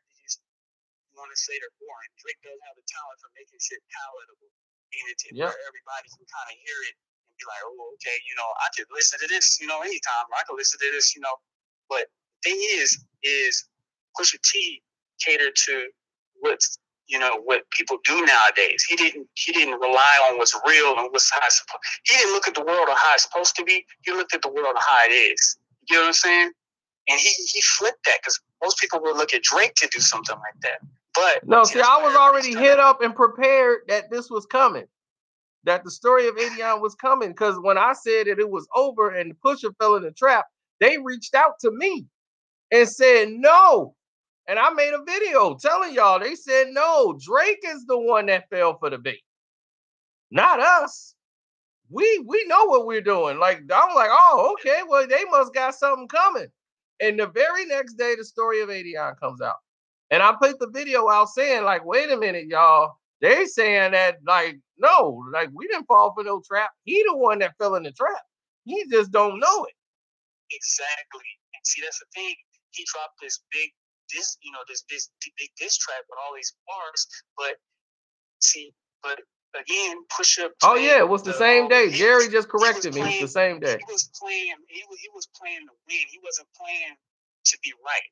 He was playing to win. Like, look, think about it. If he went and Drake, the cover art was good. The cover art was good. The way they set this whole thing up to use and sucker him in, because not a lot of people knew about the cover art because it was something that went on in Toronto. When he was doing this, he was actually doing it for the actors and all this thing that they was doing. It was an artistic stand that they were taking. It was a movement stand back then. This is before he was even rapping. He was acting in. This is like in 2007. I got something to say. To that. If it was this whole project and this whole piece, where's the piece? Like, no. You're not listening. No, you're talking about a project. No, it was a whole layout or art protest that they were doing over in Toronto for the actors. That's what it was. They already have this stuff laid out. The director, he don't own that. He don't own it. You can't. I looked online to try to find, the context. Yeah, the context of when they did it and when they did all that stuff has been taken down because actually in Toronto, they took it down because a Toronto rapper, I don't know his name. Somebody knew him. I think they said his name was Maximilian or whatever, but it was a Toronto rapper who used that picture to try to come at Drake before in a rap battle. He had battles in Toronto that people were dissing him on with tracks, and they were saying all that stuff with blackface. That stuff was done way back then. Okay, so that's how I knew about it. I knew all of when the picture came out. It wasn't a big deal. That don't make no sense though. Why would he take down the context of it? He did not take it down. He didn't own the context. The guy who owns the photographs took it down because he's like, this is not what we wanted to do. So Drake ain't the one that took it down. Okay, but what you don't understand is that the pictures is still left around. So if the pictures is still left around, taking out the context will make it even worse. No. He took the whole thing down. Somebody dug up the pictures again because off of the photographers thing, they took the whole thing. Somebody dug it up and went and put it out there, and that's why they got it taken down because they couldn't have had it up.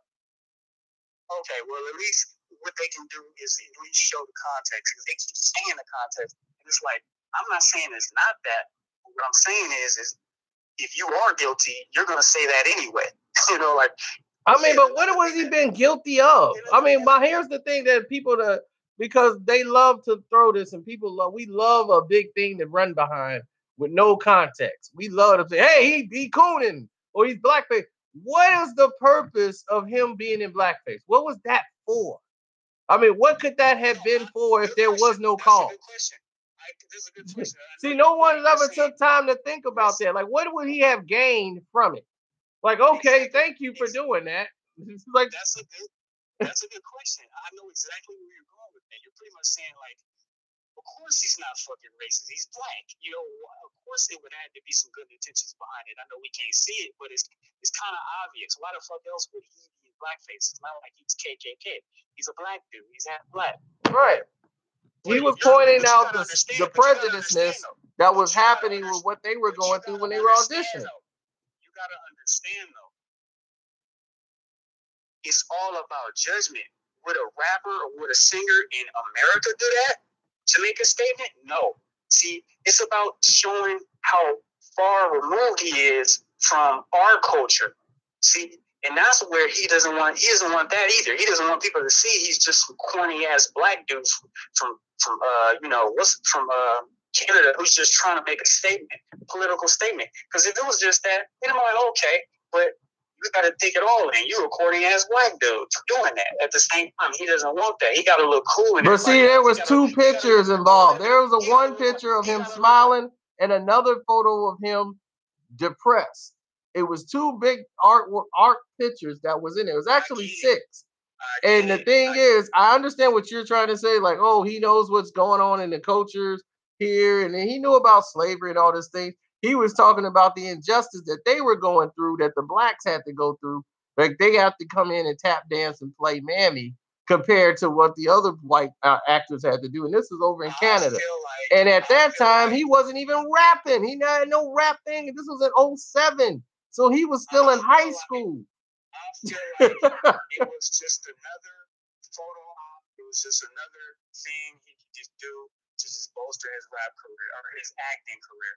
I don't think he was really trying to make a statement. It was just like, hey, Drake, you want to do blackface? Or hey, Drake, you want to do something? He's like, sure, because he didn't know he was going to be a rapper or somebody who had to represent black culture as a whole. He thought he was, because think about it, he was going to be an actor. So he knew his road was to white land. You know what I'm saying? That's where his trajectory was. It wasn't going to be a rapper, and that like he didn't think he was going to be the king of all black culture, which he is right now, which he shouldn't be. But he didn't think he was going to be on that trajectory. I don't think anybody, even black, even put him on that plateau. They'll take Kendrick before that. They put him on as far as music. Yeah, he just make hit records. But I think people are putting their own spin on stuff and blowing it way out of proportion. You go to any party or any black party, you go to any black party, you even go to the gas station and listen to black, in a black neighborhood, you're going to hear Drake bumping. That's just period. Yeah, I was just saying that. Okay, so that's what I mean when I say that. I didn't mean like Kendrick. First of all, Kendrick to me, he fake too. But I ain't even gonna go there. That's a whole different fucking argument. You gonna have everybody upset in Cali. They gonna have this whole thing blowing up. TDE gonna be calling me and everything. I remember when he was rapping like Wayne. He was trying to rap like Wayne hardcore. He kept switching up the style to one on big work. So he's good. Yeah, I mean that's the K dot. That's when he was K dot. He was K dot then.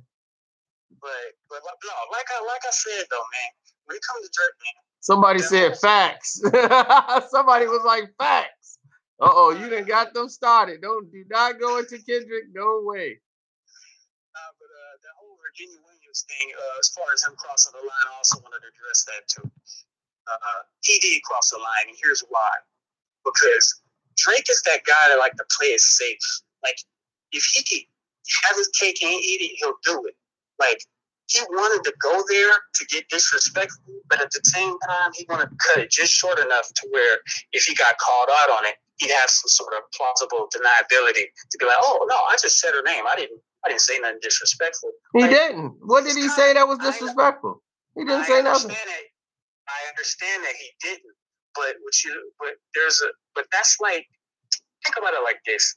Like, you know how you see battle rap, and you see like all these white dudes and all these corny ass dudes coming in the battle rap trying to go to URL or trying to go to Smack, and then they be talking all kind of big shit. And sometimes they'll say some shit, and you be like, "Hey, bro, like, don't even say no. You get smacked up here doing that." And they're like, "Oh," and they turn it right off, like, "Oh, no, I'm just rapping." Like, nah, but you got to know the temperature. There's certain things you can't fucking say. I don't give a fuck if you rapping. If you ain't about that life, you can't rap about certain things. And that's what that is. If you're going to call somebody name, you got to be ready for that person to shoot, kill, do whatever they want to do over their girl. You can't just assume that they're going to just follow your rule or I ain't going to say nothing about nobody, girl, whether good or bad, because they might take it some type of way. And you know what that is? That's me respecting their manhood, whatever it's going to be. You know what I'm saying? Now, if I want to say, give a context on how somebody can talk about my girl, that's my choice. But you don't get to just name drop them and be like, oh, and see, he's slick. You know what he was doing. You keep saying that, Pusha T was relying on, the social media and the internet to push his narrative. That's what he was doing with that Virginia Williams bar. He was trying to throw her name in there and then just come up straight to the line and then have social media take it over the line and be like, oh, he talked about your girl. Oh, he knew he was going to get the credit without the consequences. And that's like some snake. That's shit that fake people do to get into real circles. They like fake their way halfway. But I don't think it was fake. I think it went right along with the song. If you keep playing with my name, I'm going to let it ring on you. Like Virginia Williams, like you put a ring on her finger. It was just name play, wordplay. It is just name play, but when he say, "Oh, I'm gonna let it ring on you," we know he ain't gonna shoot it. That's what ring on somebody mean, right? When you ringing on him, that means you shooting at him. So we know he ain't gonna do that. So what is he talking about when he say ring on you? Doesn't he lyrically shoot you? Right. He meant lyrically. His name is gonna. He's like, you keep playing with my name, and I'm gonna let it ring on you.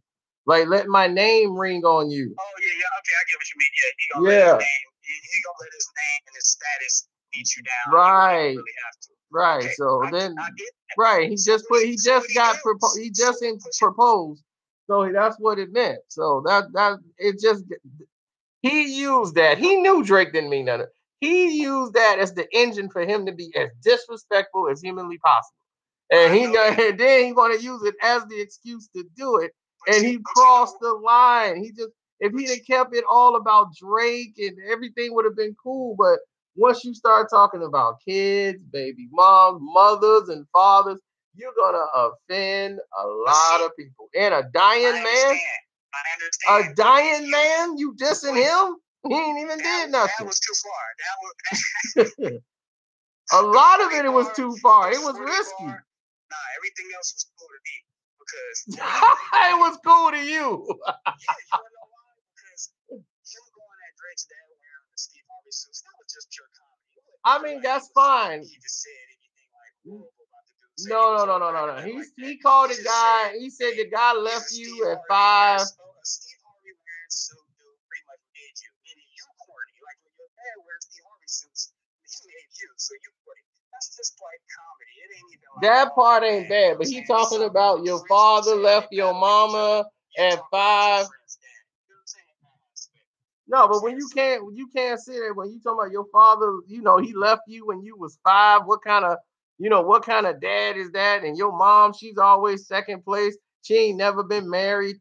That's crossing lines, dog. You cannot, right? You can't say stuff like that, dog. Not in no battle rap, dog. If you said something like that, disrespect my mama and my father like that, that's no songs being made. Somebody got to get hit in the mouth. That's getting punched in the mouth type rap now. Now you done took it to another level. See, that's the thing. That's why he lost. Because that's why Pusha T, let me put it this way. Pusha T wouldn't get disrespectful like that. Somebody who it would go to the streets like that. He knew Drake ain't gonna hit nobody in the mouth. He already got smacked and didn't do nothing.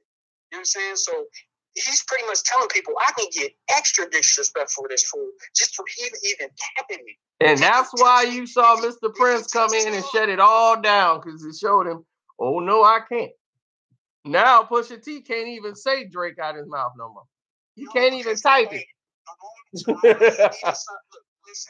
even matter because really what it did was it expedited his win.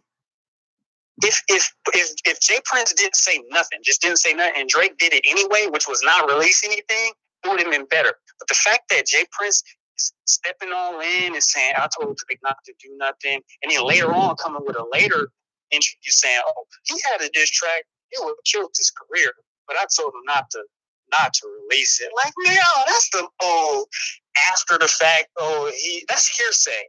In court, that would be hearsay. The fucking lawyer would be like, Judge, I object. Yeah, I guess if you didn't know the man, if you didn't know Mr. James Prince, you would know one or two things. Mr. Prince don't lie.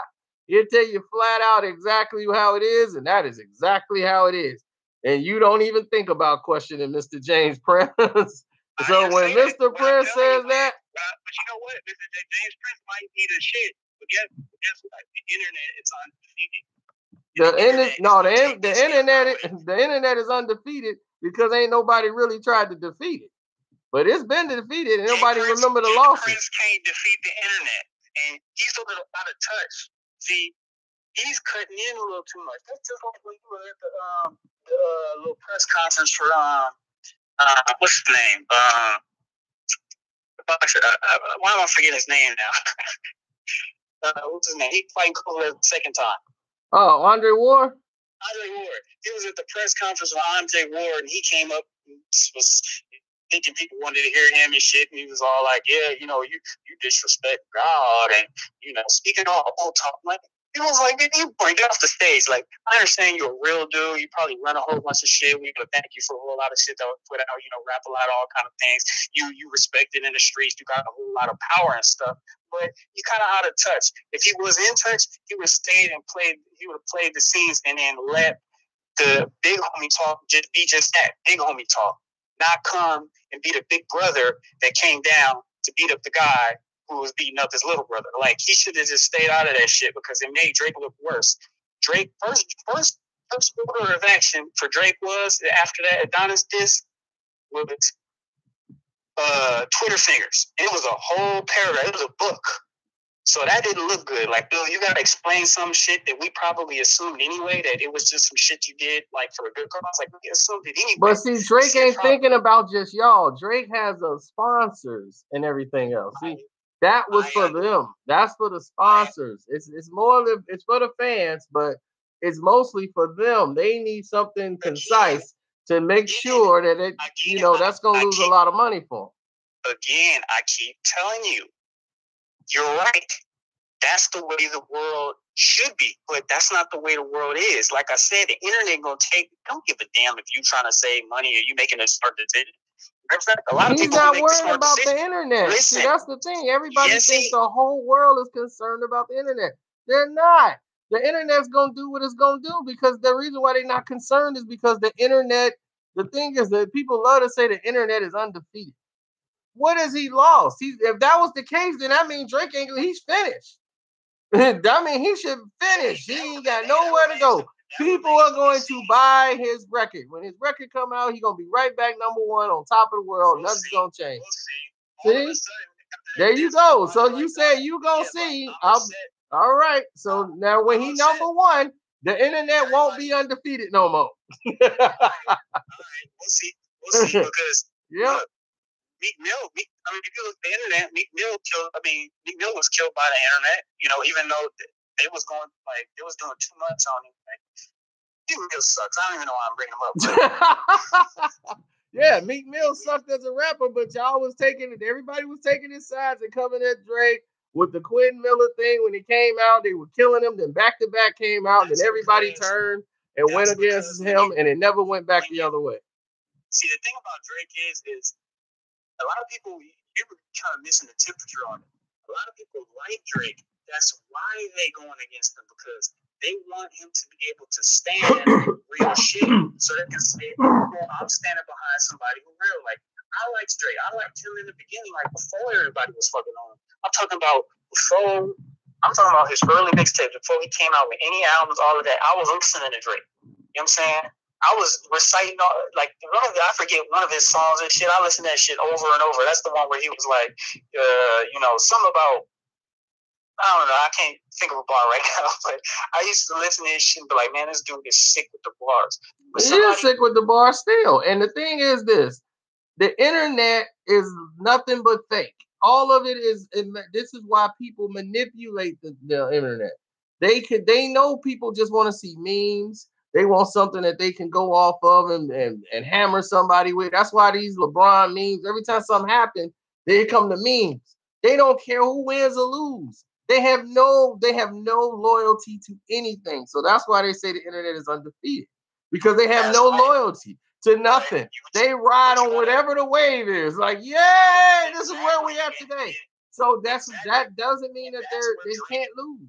It means that they will always lose, because all Drake has to do is come out with another hit song and they right back on the Drake. It's it is. I'm telling you, you're right. He can come with another hit song. He can try to get people in this, because again, people don't care. They only care about what everybody thinks the internet dictates who's hot and who's not. It's not.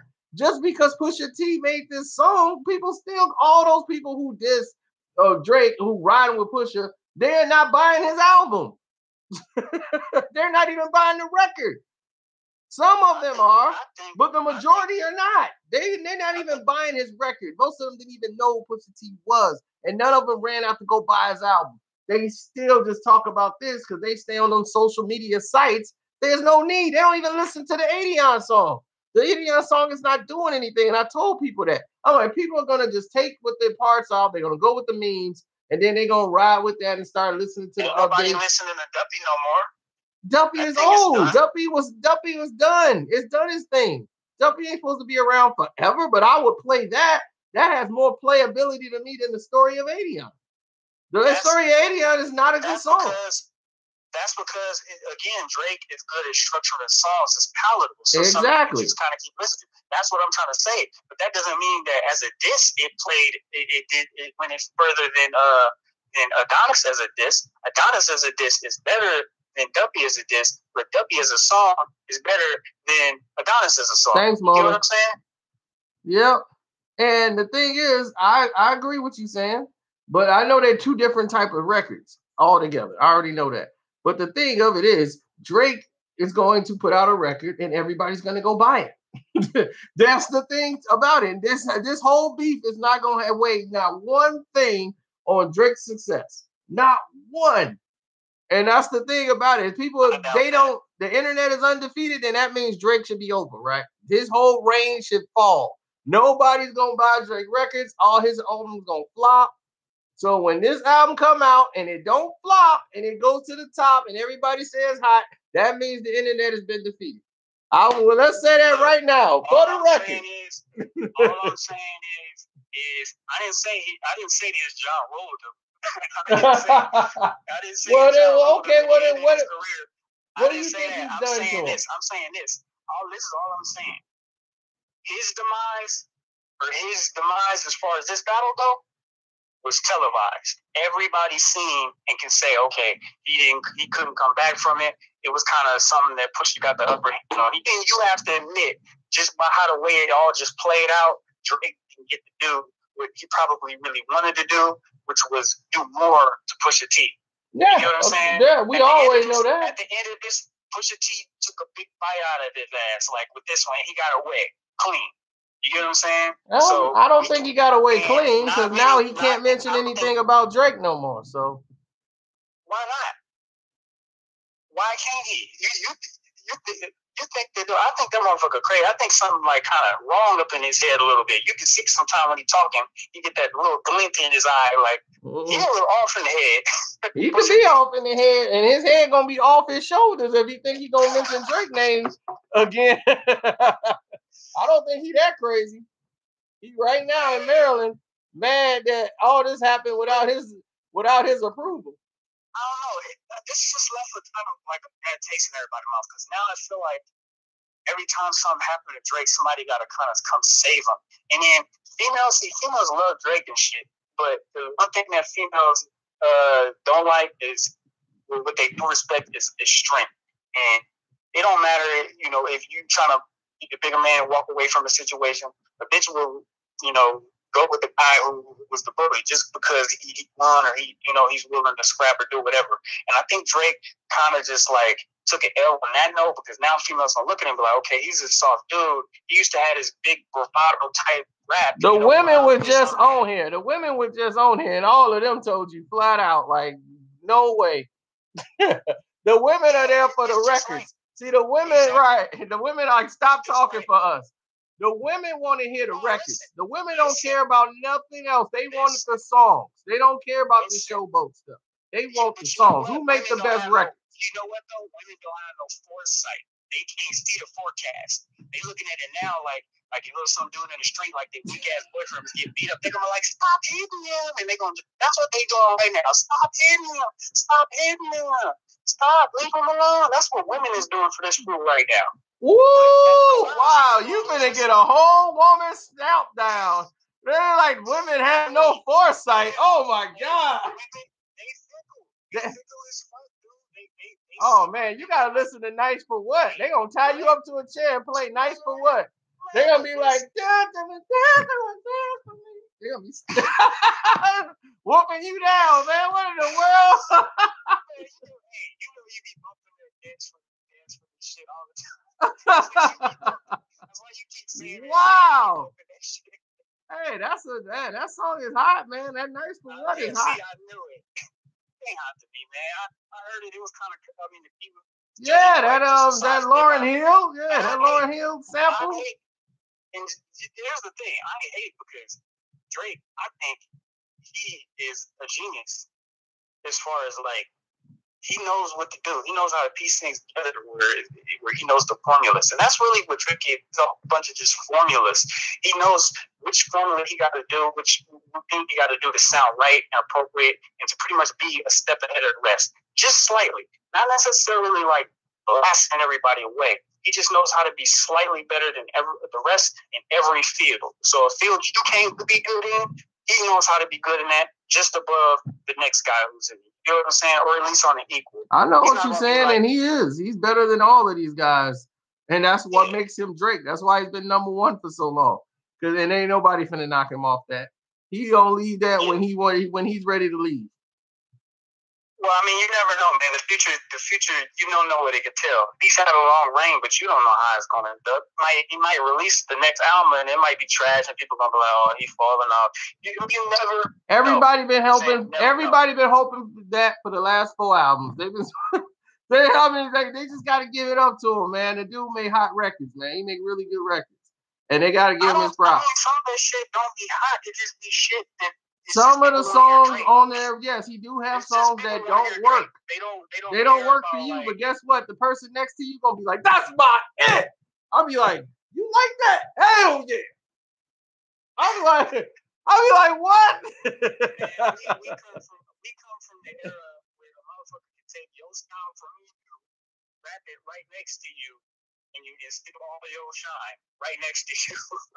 So like I said, you never know. We might have a few more Drake clones come out and people start kind of getting weaned off of the Drake. We might get a little bit more kind of Drake. Probably can't rap as good, but can sing better, or one who can't sing as good, but can rap better. Like, there's plenty of shit out there for motherfuckers to do and bite to still shine. And you think about it, Drake is pretty much that. He's like a wave rider. That's all he do is just go from wave to wave to wave to wave. He's just good at mimicking people. That's really what he is. He's a mime. Yeah, he's good at mimicking motherfuckers. He comes to the bay, you know, R.I.P. Max Drake. You know the words to say to pretty much get the key to the city. And I think a lot of people, you know, find flattery in just someone taking the time to act like they like you, but he does it as a strategic standpoint to act like, you know, be nice to you so he can steal shit from you. You know what I'm saying? Like, oh, wow. This for real. I mean, you listen to that new song, I'm Upset. Who does that sound like? What, you going to say Max B or something? Max B? What the fuck are you talking about? It don't sound like no damn Max B. That new song, I'm Upset, sounds like 21 Savage. It sounds like 21. That district hit. I thought it was I thought it was more like a Max B, like wave. It's a wave song. So Max B sound like he's just high as fuck and he's singing like, yeah, baby, put it in your butt, get the Vaseline like that. No, I'm talking about the flow. I'm like the flow, the wave. You know, that's what I was thinking about. I don't know what everybody else was doing, but I was like, I didn't hear 21 though. I really didn't hear 21. I'm talking about that song, I'm Upset. Yeah, I'm Upset. Yeah, that's a wave song, man. That's all it is a wave song. But 21, I'll go back and listen. I don't really listen to 21 like that. But I can go in there and check. All you gotta do is hear one song and you pretty much heard it. Look at the chat. If my mind is taking control, but even females, if you heard one song, you heard them all. Dude got the laziest flow ever. He ain't even heard of changing up the flow. You know what I'm saying? He ain't even heard of that. The concept of changing the flow, he don't even hear him. No, he's like, oh, you can change flows? Oh shit, I didn't know that. He like really knew to rap. He only got one style, one speed. Yeah. But nah. But yeah, man, I gotta roll because the phone get ready to die. And I gotta get out of there. I've been doing this for 3 hours. All right, bro. It's been good.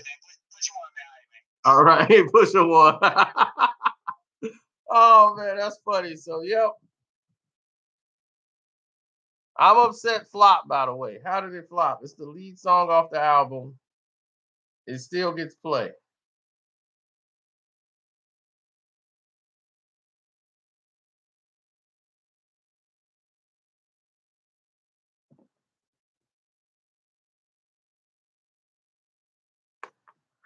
So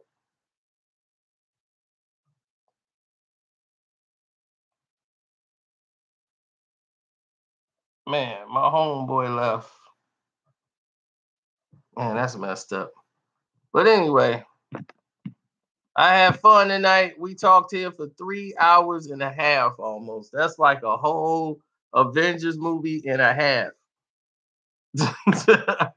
I've been sitting here talking and listening with y'all. I had fun. Time went by fast, but now my body is sore. I have got to move around and get the blood flowing again. Oh, man. So now y'all got to hear from everybody else, and now the rest of the world get to hear from y'all. Thank everybody that called. We will do this again. So for the people that put the numbers in and we didn't get to talk to you, we will do this again. So that way we can get to talk and we'll come out and everybody get to hear from them too. So Gaddafi, I know you was here and you wanted to get on. Don't worry, next time you will get on. All right, I'm out.